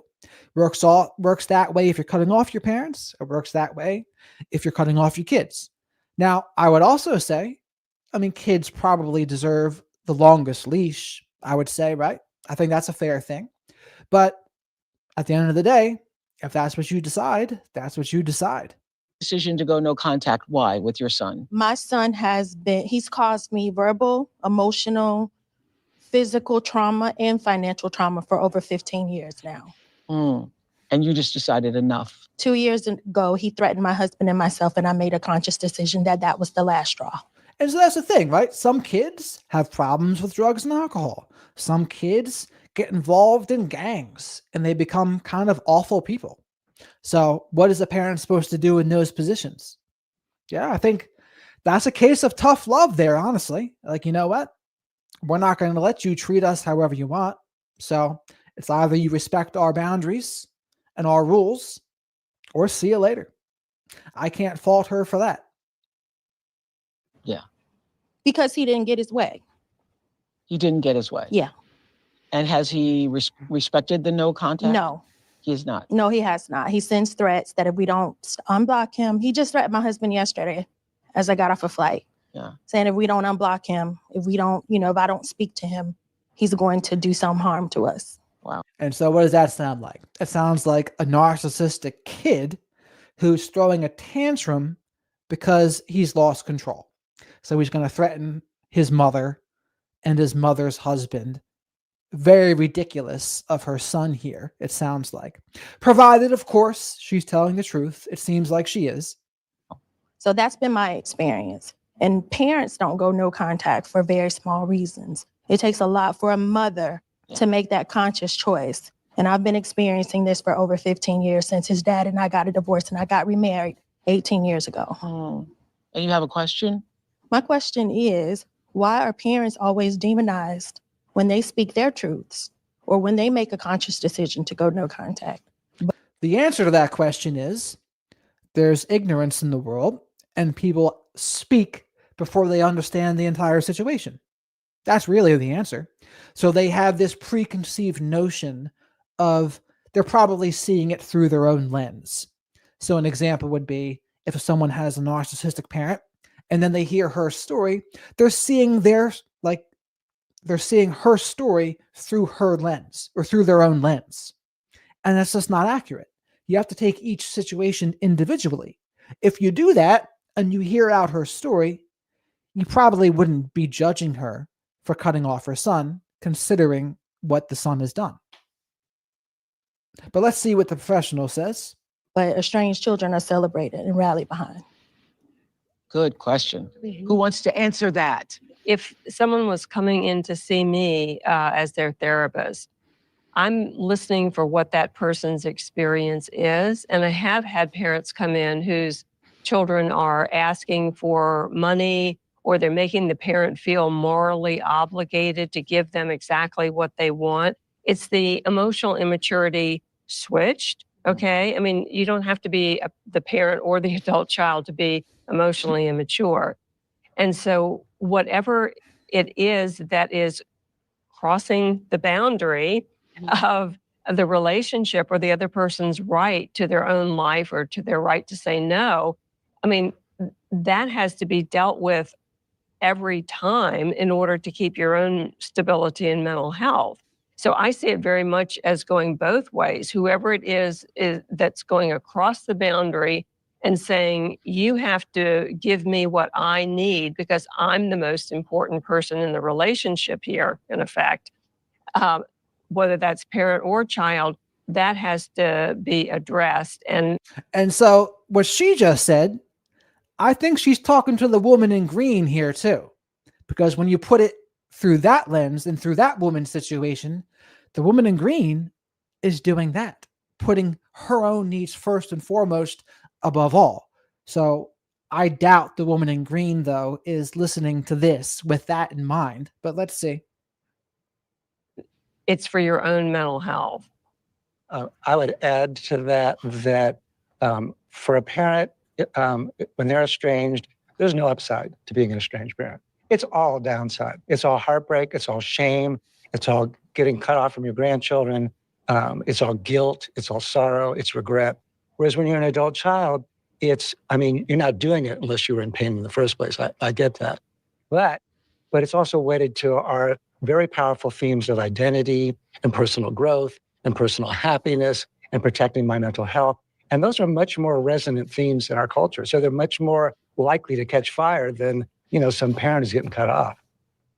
Well, thank you so much. I wanted to now bring in Aaron. Aaron is a husband and father of 4, whose oldest daughter chose to go no contact for 3 years before reconciling. Correct. Take a look at what he shared with other parents about that experience. Interesting. So a reconciliation from going no contact. Let's see how this goes. Parents, no one prepares you for the silence after no contact with your adult children. One day you're texting, I love you. The next, you're staring at a phone that doesn't ring. That silence, it doesn't just hurt, it haunts you. Wow. Now, what do you think about that? Is it victim-like, or is it genuine sharing hurt and pain? I don't know. You can make a good case for either one, honestly, but you have to hear the backstory. But let's see. We'll give it the assumption it was genuine, but let's see. Painful.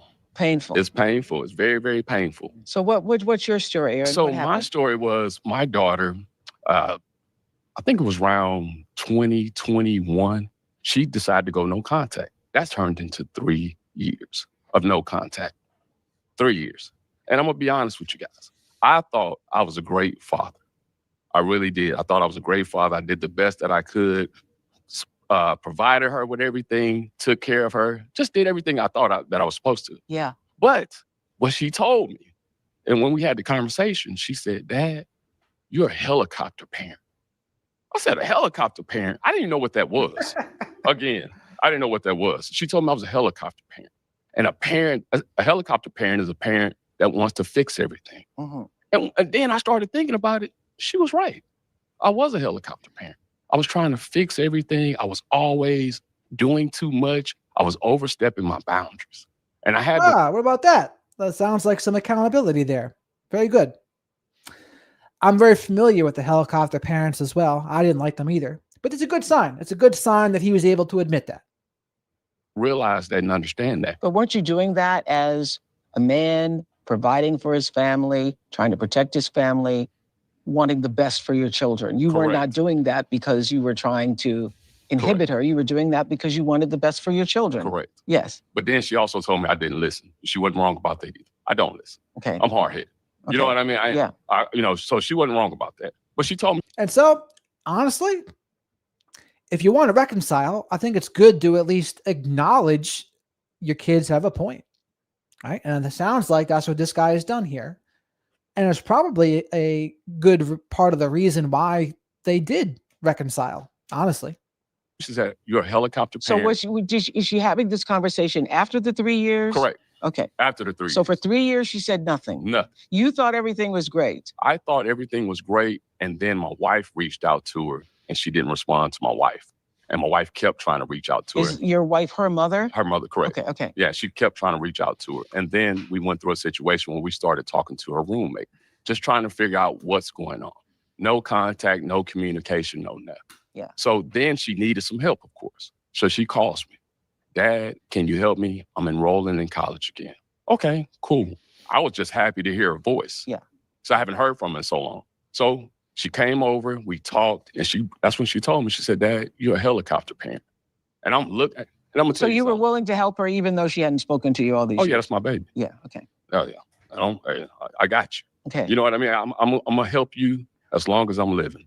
So then after the conversation, I said, well, how can we work on our relationship? What can we do? She said, I'll tell you what we can do. We can go to therapy. As a man, I did not want to go to therapy. I'm gonna be real with y'all today. I didn't want to go and be vulnerable to somebody that I don't know. So went to therapy because I wanted to get my baby back. So I went to therapy. The therapist told me, she said, listen, Aaron, what you got to do, and you got to understand, you have to parent your children at different stages differently. You're still trying to control her like she's a teenager. You're still trying to do too much like she's a teenager. She's a full-fledged adult. Yeah. Understand that. Yeah. You know what I mean? So that changed my whole outlook. That's a good suggestion by that therapist there. It sounds like they had a good one. And it sounds like, more importantly, this guy is willing to be honest and open-minded and has some humility. That's what it sounds like this guy has. So he's able to acknowledge some of his shortcomings. And it sounds like this is an example of, maybe a guy that wasn't a full-blown narcissist or something. He's maybe just stubborn. Maybe he had some couple toxic traits here and there that he wasn't aware of, but he became aware of it, and then he tried to work on them. He had the humility to do what he didn't want to do. He didn't want to go to therapy, but he went anyway. And lo and behold, he's reconciled with his daughter. And he was always willing to do something. Those are all good things, honestly. Yeah. And then the therapist also told her she has to learn how to communicate and stop running. A lot of adult children run and hide when they don't get their way. Yeah. Or when their parents don't. I think this is so interesting. I have a friend who just went through is going through this with her daughter. And she said, we had gone out for Thai food and bowling. Correct. I thought everything was fantastic. And then I get a letter arrives in the mail telling me from this day forward, no contact. And she thought something had happened to her daughter. She thought it was like that her daughter had been kidnapped or somebody had done some harm to her. She calls the police, they go to the park, all of that. So I think it's harder when you don't know where it's coming from. Correct. Yeah. I think this situation where they tried to work it out, you tried to get them to accept your new wife, you tried to get them to accept that you're having a child. Very different than if you just suddenly disappear and nobody knows what it is. Correct. Yes. No, I totally agree.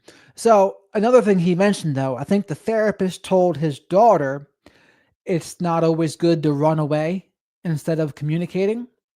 And in the case where it's not a narcissistic parent, I would say, okay, sometimes that can also be a thing. Sometimes a kid truly doesn't have conflict resolution skills and they're an avoidant, or they just go into flight and they run. Is that every case? Of course not. But is it sometimes?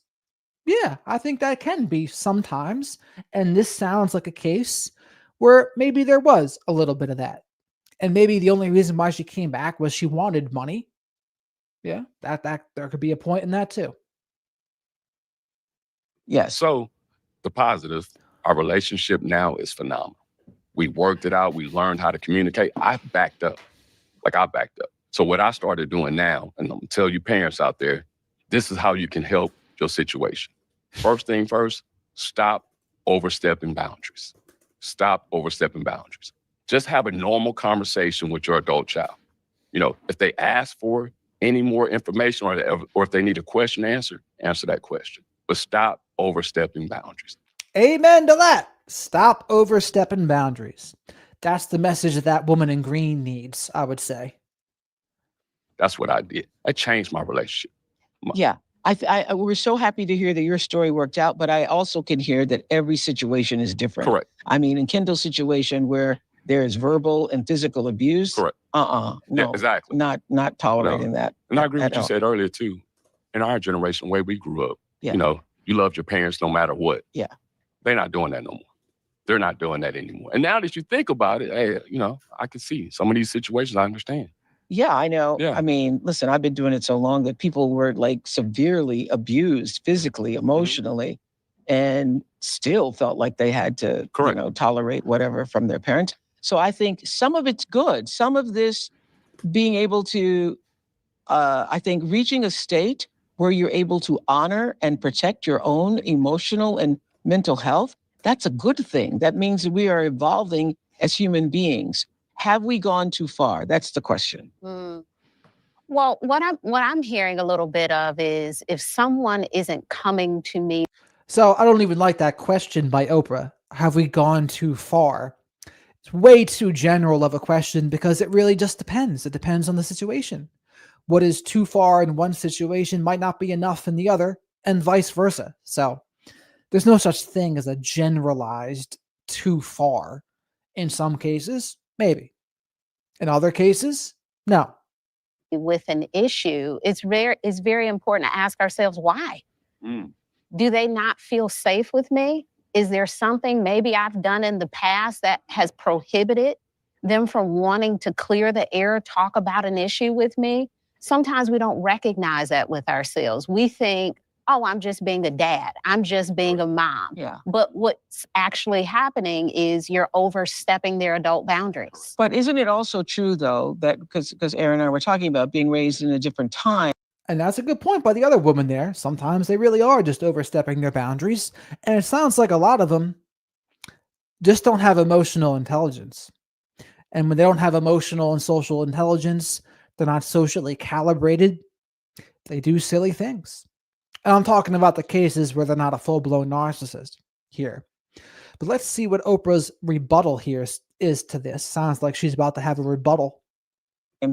That a lot of the parents who are parenting kids, they're raising kids the way they were raised. And so you're raised not to come to your parents with your problems. You're raised not to have conflict with your parents. You're raised not to disagree with your parents. So nobody knows how to even begin to have that conversation because your whole life you weren't allowed to disagree because you always had to be compliant. Correct. Yeah, but just as the kids have more information and we know gaslighting and we know narcissists, we know all these terms, it's also available for parents to find and understand these things as well. Okay. Amen to that. A good answer. Oprah's trying to be a contrarian there a little bit.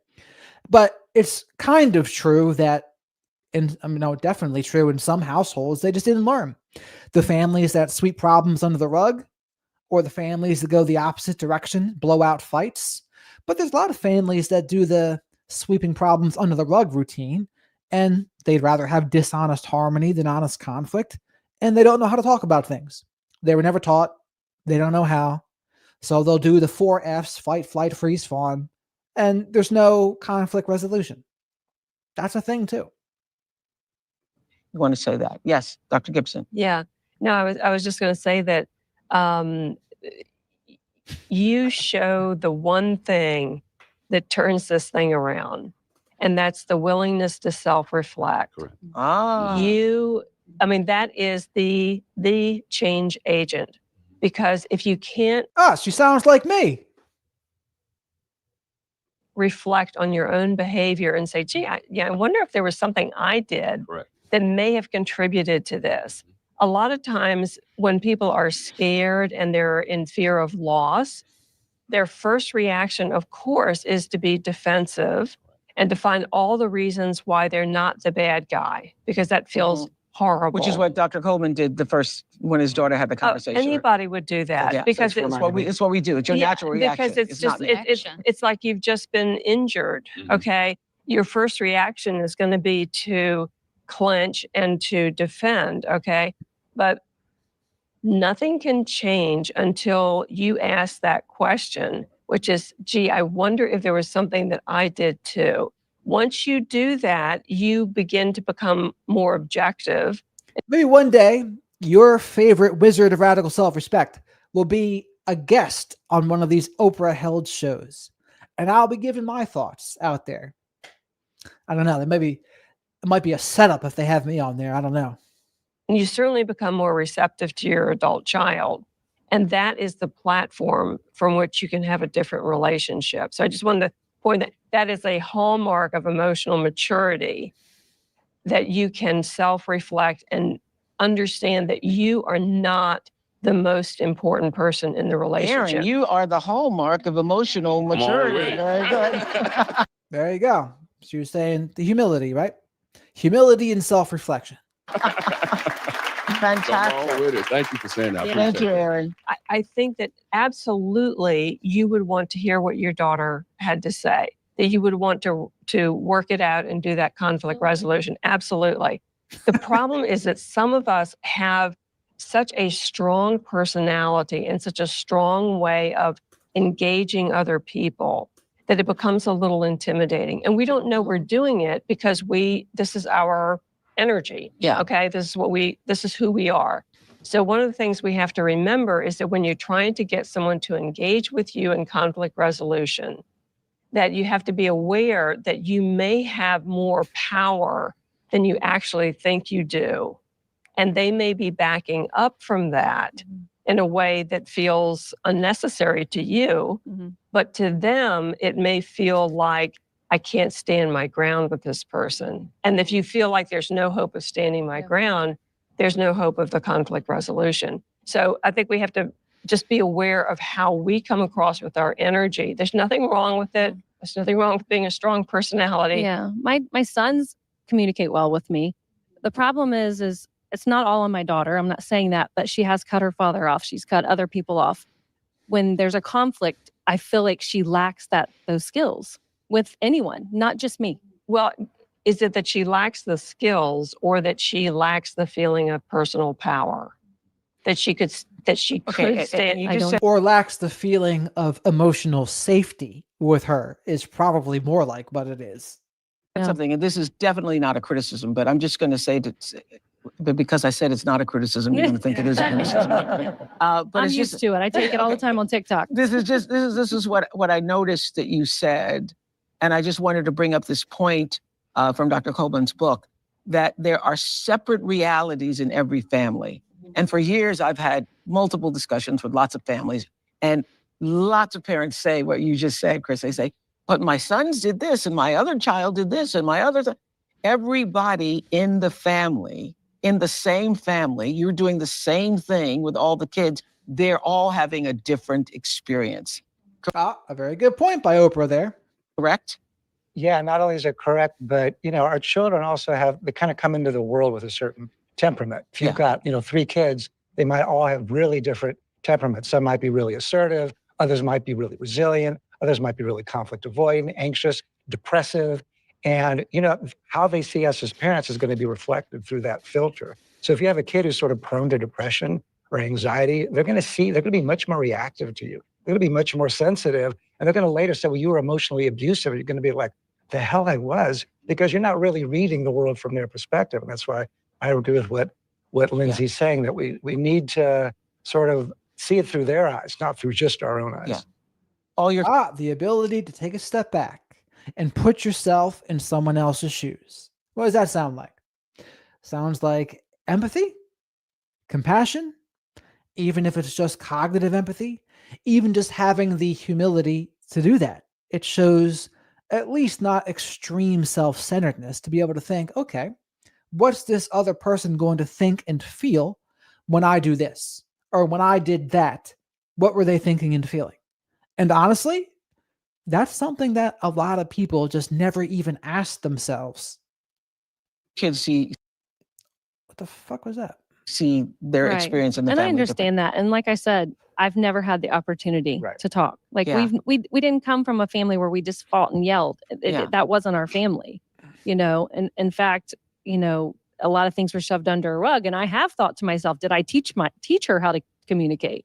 Because a lot of things in my marriage was shoved under a rug, not on my end, but it takes 2 people to talk. And if there's not communication, so I've thought, did we teach her that? Did we teach her to just where did she shove learn things not to under have a rug and where not did she talk? learn not to have conflict But resolution? I can't make her talk to me. Like she has to be wanting to come to me and say, let's sit down, let's go to therapy, let's talk about this, because I've said so many times on my platform, I will own it. Bring it to me. I will own it. I've not had that chance. And so many other estranged parents haven't had the chance either.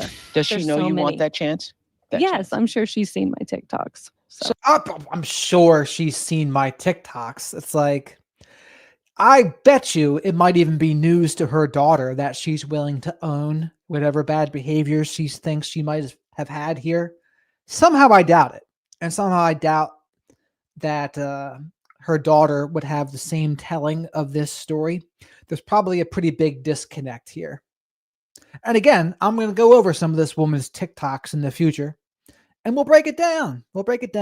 So we thought this was interesting. Thank you all so much. We thought this was interesting. Hadley, stand up. So Hadley, y'all, is a hospice nurse and a New York Times bestselling author about her experience. And she says that sometimes her dying patients will ask her to call their estranged adult children who have gone no contact.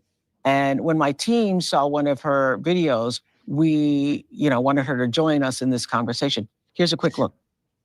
If you're the type of person who continues to be no contact with your dying family member, even after I, as the hospice nurse, call you and say that that is their final dying wish to talk to you, then I think that's totally fine. I don't judge you, and I don't think you owe people who abused you peace. I don't mind being the bad guy and telling them no. I'll even update you when they pass if you ask me to and be your shoulder to cry on. And if all you feel is relief, that's totally normal too, and you're not a bad person.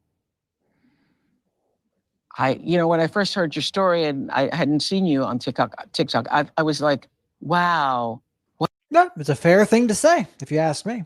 What an interesting thing. You're putting these estranged children with their dying parents, but it's not that at all. In most Not cases, always.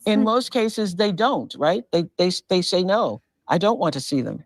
They do in most cases, but it's difficult. I've had conversations before where they say, "What should I do?" And they asked me, and that's very difficult. When I became a hospice nurse 10 years ago, I was not estranged from my own biological father. And about 7 years ago, I did become estranged from him. So I really began to understand more how those children are and what they're feeling whenever they're getting that phone call. Wow. And so what do you find when the people who are dying ask to see their children? Are they asking to see their children, their estranged adult children, because they want to apologize, because they have regrets, because they want to have final words? Sounds a lot like that scene in Magnolia where Tom Cruise's father in the movie, that's what he has. His death wish, his deathbed wish to see Tom Cruise. And Philip Seymour Hoffman's character arranges for that to happen. But by the time Tom Cruise gets there, the dad is no longer verbal. So he has a little bit of a cathartic scene. But great movie, Magnolia, for those who haven't seen it. Don't believe personally that they usually want to apologize because they're telling me, do they know that I'm dying? It almost feels like a guilt trip to me. Like, please tell them that I'm dying and maybe they'll talk to me. Has anybody expressed, regret or grief? And in the movie Magnolia, there's a guy that essays his daughter, and he's got terminal cancer, and that's what he tries to do. He tries to come in there and say, "I'm dying, please talk to me." But he had never really acknowledged the wrongdoing, and the daughter didn't want anything to do with him. That they were estranged from their adult children? I did have one person in particular I think of that really told me that they had a lot of regrets and they wanted to make amends. And I did, with our social worker, make that phone call to the child and asked if they wanted to hear them out and give them that chance. They ultimately decided not to. They went really back and forth. They ultimately decided not to. So what myself and the social worker did is we offered for that patient to write a letter to the child. And we said, after you pass, we'll make sure that they get it. We can't promise that they'll read it. And the patient decided to not write that letter. Really? Mm-hmm. You told my team that you think that this is interesting. So you would think if you truly wanted to show you were sorry, you would write that, and even after death, at least they would know what you thought about it and felt about it, and that you were genuinely sorry. There's some deep stuff there, though. I mean, this is an intense subject matter that you don't sometimes think what you're going to be thinking on your deathbed. And then if you're on the other side of it too, if you're the person they're reaching out to because they feel bad or whatever. Is oftentimes a form of control I on the do. part of the parents.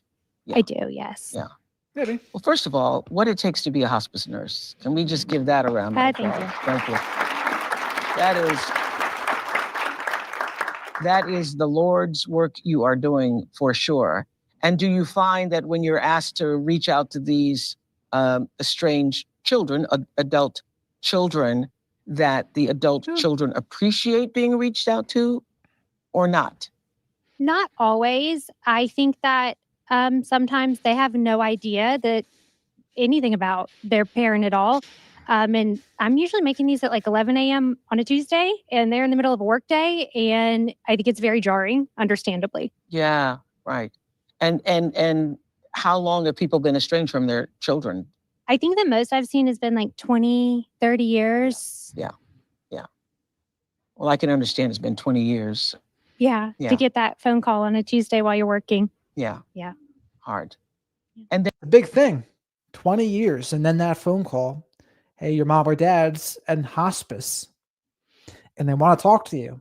and you call them after the person has passed if they want you to? I ask them, or a social worker will. I ask, and most times they do want to know, which I find interesting. They want to know that they've passed, and I understand that. I mean, being estranged myself, I think it would also be extremely jarring to find that out from like Facebook.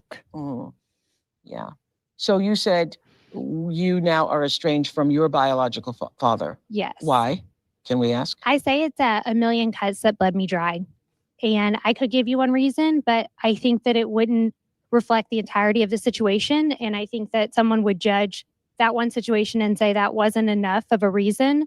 And in reality, it wasn't just that. It was a million things before that. So people in the chat said that Oprah is exceedingly manipulative. And to which I will say, you can't become a billionaire without working off of the backs of others, exploiting others, being extremely persuasive and manipulative, if not outright toxic. You have to be very focused on power and money to become a billionaire. Full stop. Full stop. And there's no such thing as a self-made billionaire. There's only people that don't acknowledge the people that helped them along the way. And the people that don't acknowledge, of course, all of the people they exploited along the way, because that is also true. Every billionaire, no exceptions, has done that. Even if it's the wife of a billionaire that gets money in the divorce settlement, think maybe Mackenzie Bezos. If they really wanted to help like the people, she's big into philanthropy now. How about you take care of the Amazon employees? Where was Mackenzie to tell Jeff, hey, let's take care of our people. Let's try to help them get health insurance. But instead, what does Amazon do? Amazon prevents them from forming a union. Why do they do that? Because they don't want to pay them more. So it's like, the philanthropy falls a little flat to me when those are the kinds of things that they do. That led up to that. Yeah. It sounds like it's never one thing. Yeah. Nobody does it over one thing. So thank you so much, Hadley, for sharing that with us. I want to close with a word from our experts. Nedra, let's start with you. Well, I think there is hope because we have more information on the topic. And if we want to preserve relationships, we have to be open to hard conversations. And sometimes we have to be the person to start it, whether that's the parent or the child. We have to get out of these patterns that we've been in with our parent. If they've been domineering, if they've done something to us, we have to learn to use our words and speak up. I think that the boundaries that we're starting to see with so many adults is not necessarily a new thing, but people are more vocal about wanting emotional connection with their parents or not wanting to be told who to marry or what they should feel in certain situations. And that's not necessarily a bad thing because we want to feel closer to our families, but we also have to learn to deal with the conflict within our families. And I don't think everybody is just like, I'm out of here. I've never had a conversation. Sometimes people make it hard for us to talk. Some people are intimidating. Some people become defensive. And so it's hard to tell a person who's doing that they're actually doing that. But if you are disconnected in a relationship, you have to look inward and you have to own your part of it and not just assume that this other person is wrong. It's two people. Perhaps we both did something. So being open to that conflict is really important for repair. That's what you said, Dr. Gibson. Self-reflection is the key.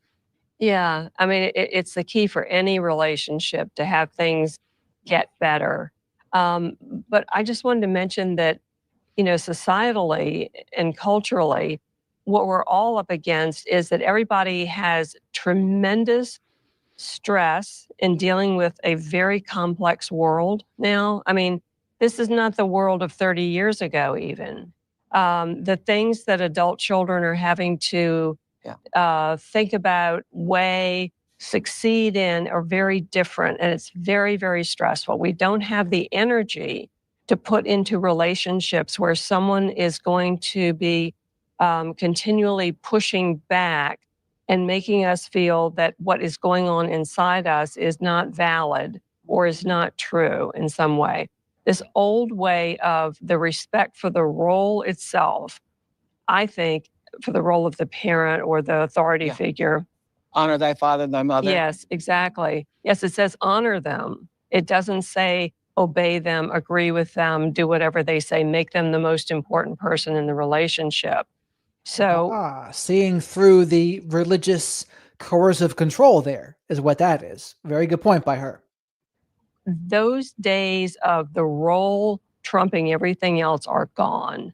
People do not have the energy now to sustain a relationship that is draining or difficult or constantly conflictual. They do not have the energy to keep on maintaining that and live this very complex life. I think it's a very interesting thing you just said.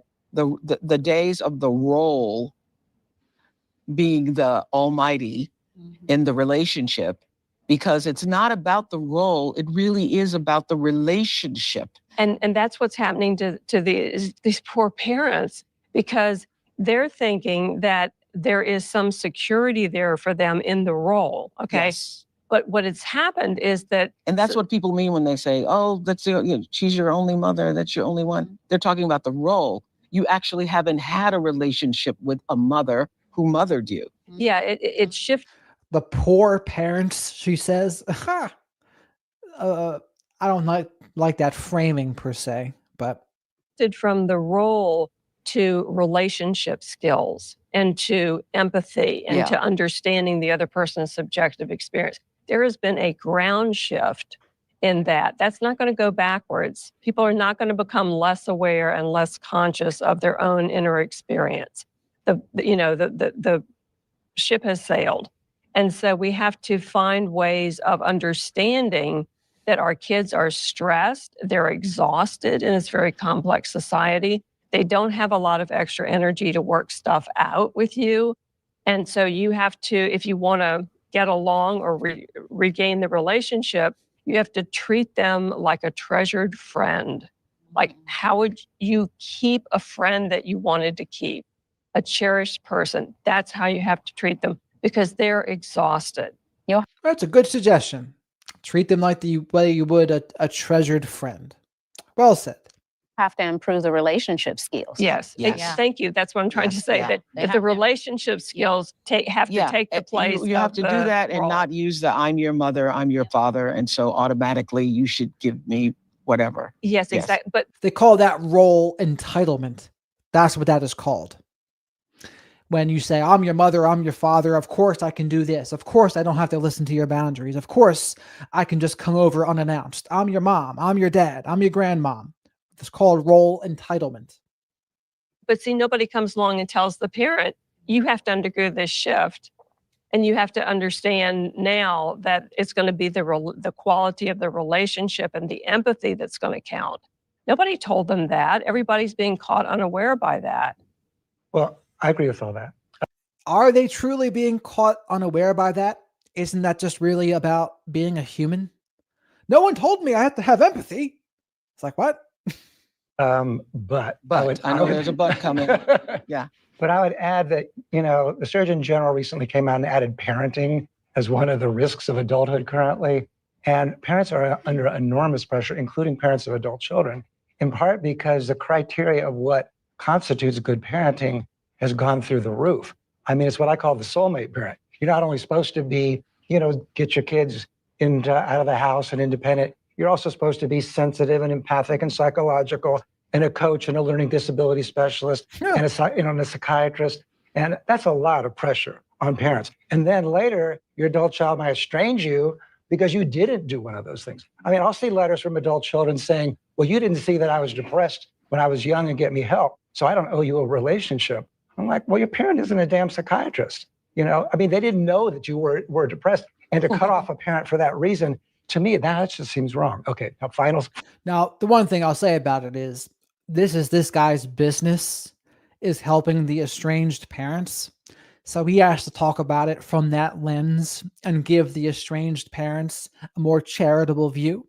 But that being said, yeah, a parent isn't going to know everything, right? And this is not in the case of a narcissistic parent, but in another kind of parent that maybe is just not perfect, right? Emotionally immature, maybe a little bit dysfunctional. Yeah, they're not going to know all of this stuff. Like back in the day, in the 70s and the 80s, people didn't know too much about this kind of thing. They didn't know about narcissism. They didn't know about toxic behaviors, dysfunctional families. They didn't know about autism. So a lot of this stuff went unnoticed. So that's something to keep in mind too.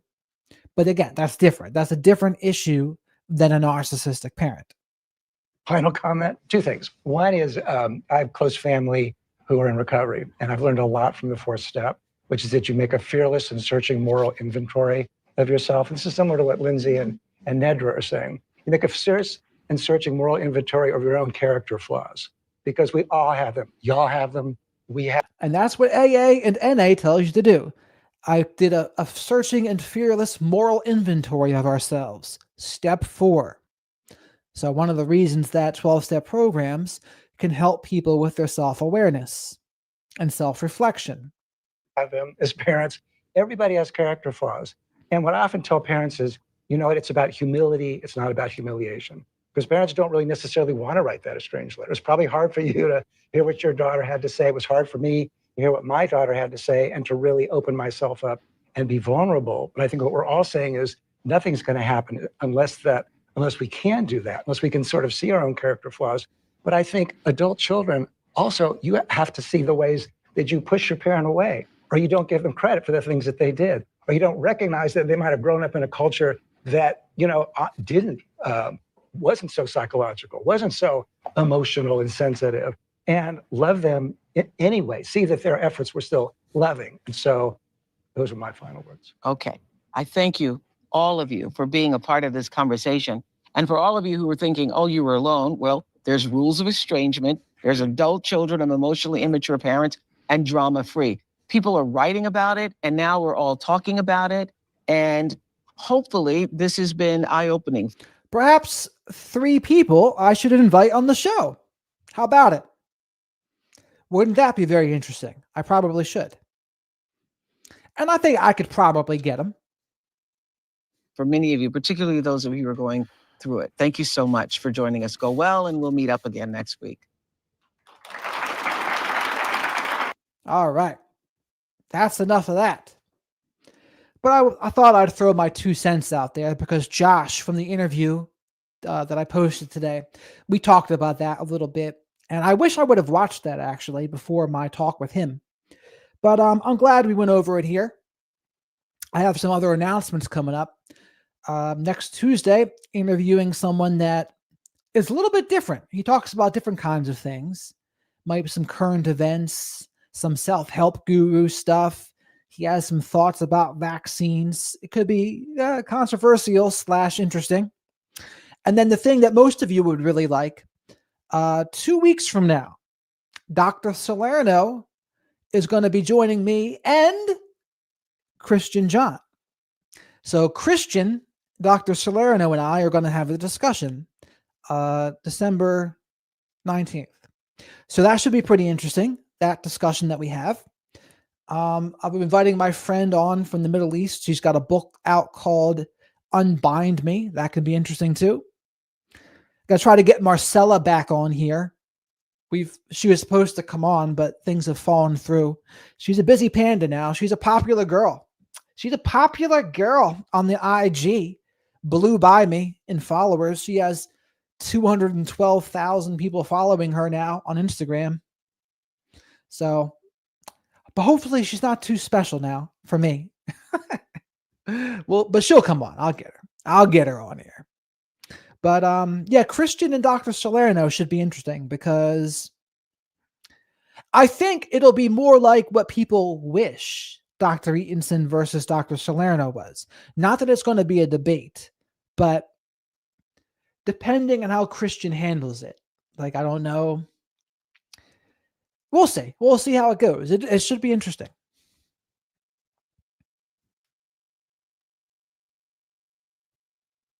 I'll give them some. I should invite them all on. And who do you mean? Who, cat, what? Christian and Dr. Salerno. Cece, my girl Cece. I've been seeing her. I think she deserves another invite because I was supposed to talk to her about her book, titled "Show Up as Her." But the last time I had her on, we didn't even talk about it. So I'll get her on. I would have a good discussion with all of them in the book there. Or in that Oprah scene. The problem is you got to be a billionaire to even arrange all of that. But I don't know, maybe you don't need to be a billionaire to arrange all of that. I could probably arrange it now. Just online. Yeah, I'll barge in there like the high sea man. All right. The wizard's here. He's going to give you all some radical self-respect. That's right, Kat. You're not a meta girl. Well, you've seen them. You've seen Marcella. You've seen Cece. You've seen Christian. They've all been on here. Christian is the guy that looks like a hippie. And Marcella is the one that is a brunette with fair-looking skin. Yeah, that's true, Melissa. There's no reason why they wouldn't come on. I mean, I've had more popular authors than them on. So that's how that will go. But yeah, I wanted to break that down there. My thoughts on the no contact. Yeah, you're right, Mac. Not the high C man. The hell am I talking about? It's the Kool-Aid man. God damn it. Ah, yes. Yeah, I knew you'd understand it when I said hippie man. He's good. I mean, we've had a couple discussions by now. Dr. Salerno is interested in talking to him. So I said, all right, let's try to set this up here. So we'll talk about, it'll be the environment versus genetic stuff a little bit. And we'll see how that goes. I still got to talk to Dr. Salerno individually about his book at some point. He's got a new book out called Cruelty by Nature. And I have not finished reading that book yet. So I don't know how much he talks about narcissism, or is it just more general predators, assholes, psychopaths, or what? I don't know. Got to put out the cheese. The Kool-Aid man. Where am I thinking high C from? The hell is high C? I don't even know. Kat says, I liked his thoughts regarding what happens when narcissists take psychedelics. Yeah, that was interesting, wasn't it? Cool. Lots of people think Jim Jones made people drink Kool-Aid, and it was actually Flavor Aid. I've never even heard of Flavor Aid. Jimmy Jones giving Flavor Aid a bad name with their group Suey. Yeah, check it out. Cruelty by Nature.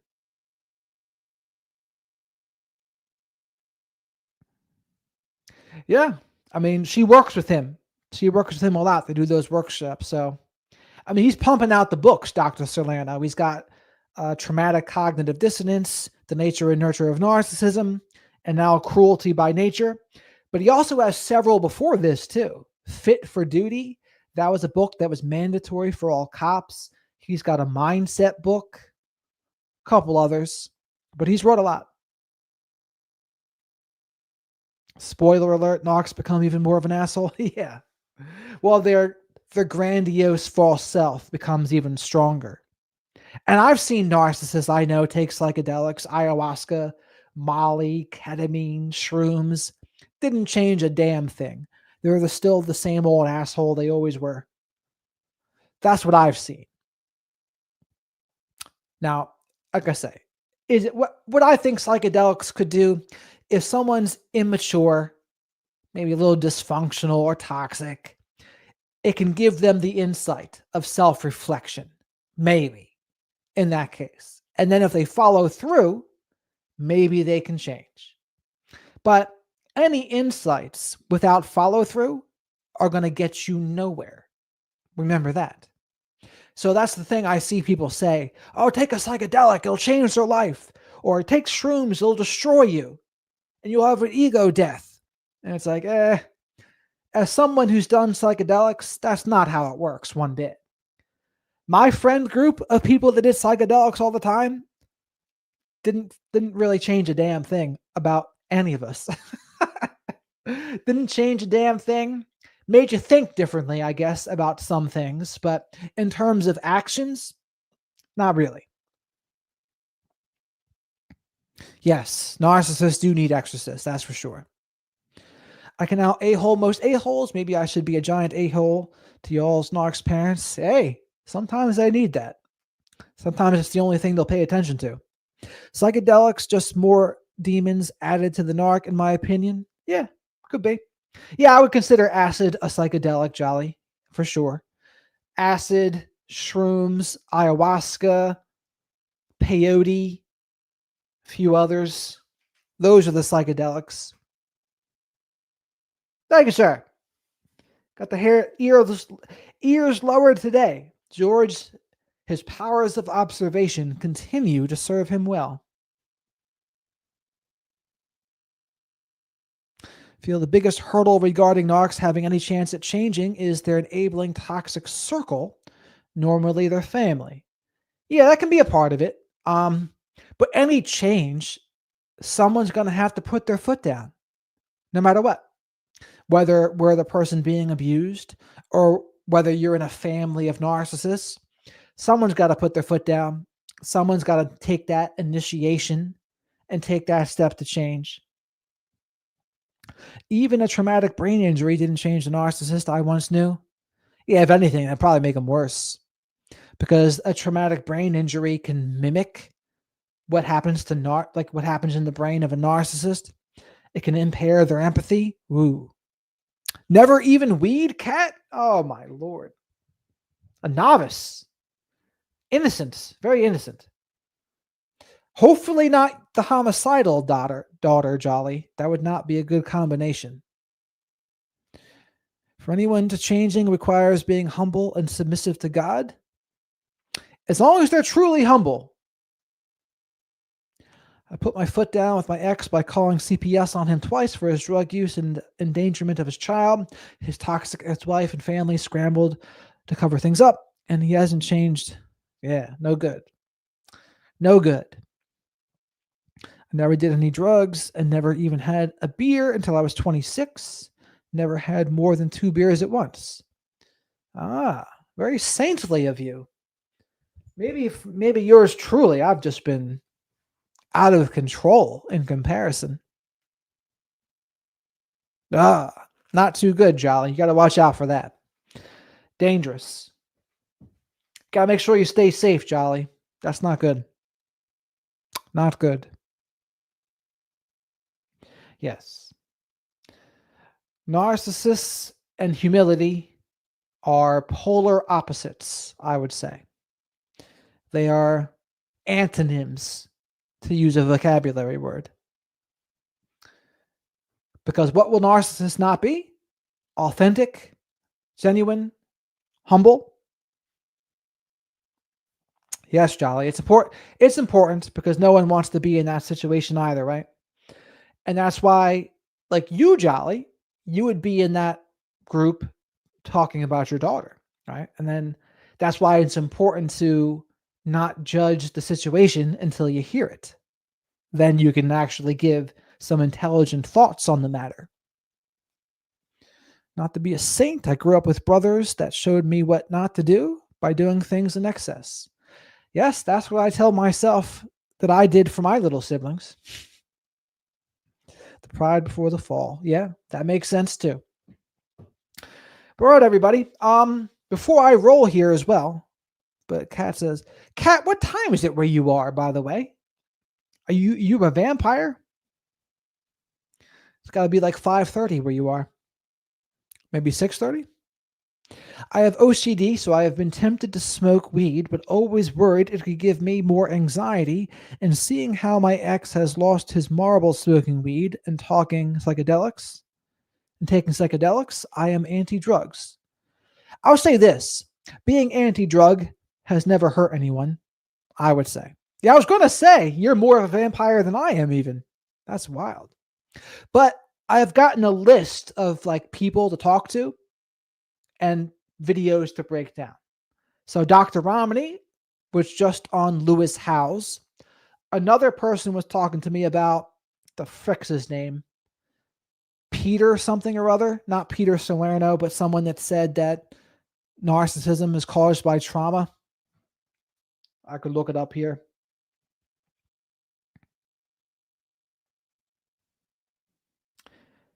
Tim Fletcher. I might break down some of his videos. He's actually a pretty big dude, apparently, on YouTube.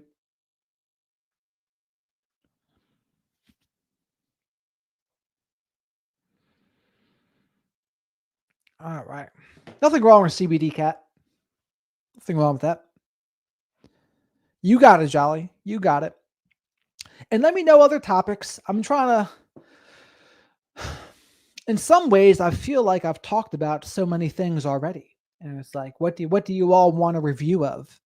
It's part of the reason I'm doing more of these breakdowns too, because it gives me an opportunity to give my thoughts on something. And it's interesting to me to do, as opposed to just me constantly monologuing. I can't take those psychologists who say that about trauma. It's a slap in the face to narc survivors. Yeah, and that's why it's important to go over that. That's why I'll go over those Tim Fletcher videos at a point. I don't know how you do that, Kat. I need my sleep. Because if I don't, I'm not in a good place. I can be a crankopotamus. I'm always sleepy by the time I catch your lives, Jared. Hey, but you're still here. You're still here. That's the important thing. And I don't go to sleep until about 3 a.m. So it's 12:26 where I am now. Clearly, I'm still pretty awake because I'm not ever asleep by this time. But in 2.5 hours, I'd be asleep or tired. But all right, it's about time to be over and out here. Thanks for joining, everyone. Hopefully, you got some value from me breaking down Oprah and her cutting off family video there. And yeah, I'll be live again either tomorrow or the next day. You too, Jolly. So Kat, George, Jolly, Mac, Mama Black Sheep, Melissa. You got it, Melissa. Who else?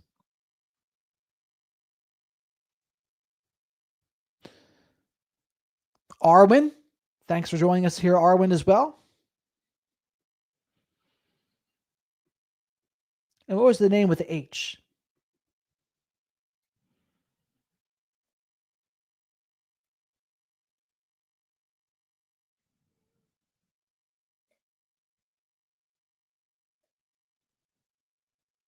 Yeah. Of course, I can't find it now. God bless everyone as well. There she is, or he is. Haben. There you go. Haben 6322. There it is. All right, everybody. Hebrew. I love it. That was a hard one to remember. Heben hero. She. Okay. I got you. She. All right. Over and out, everybody. 10-4.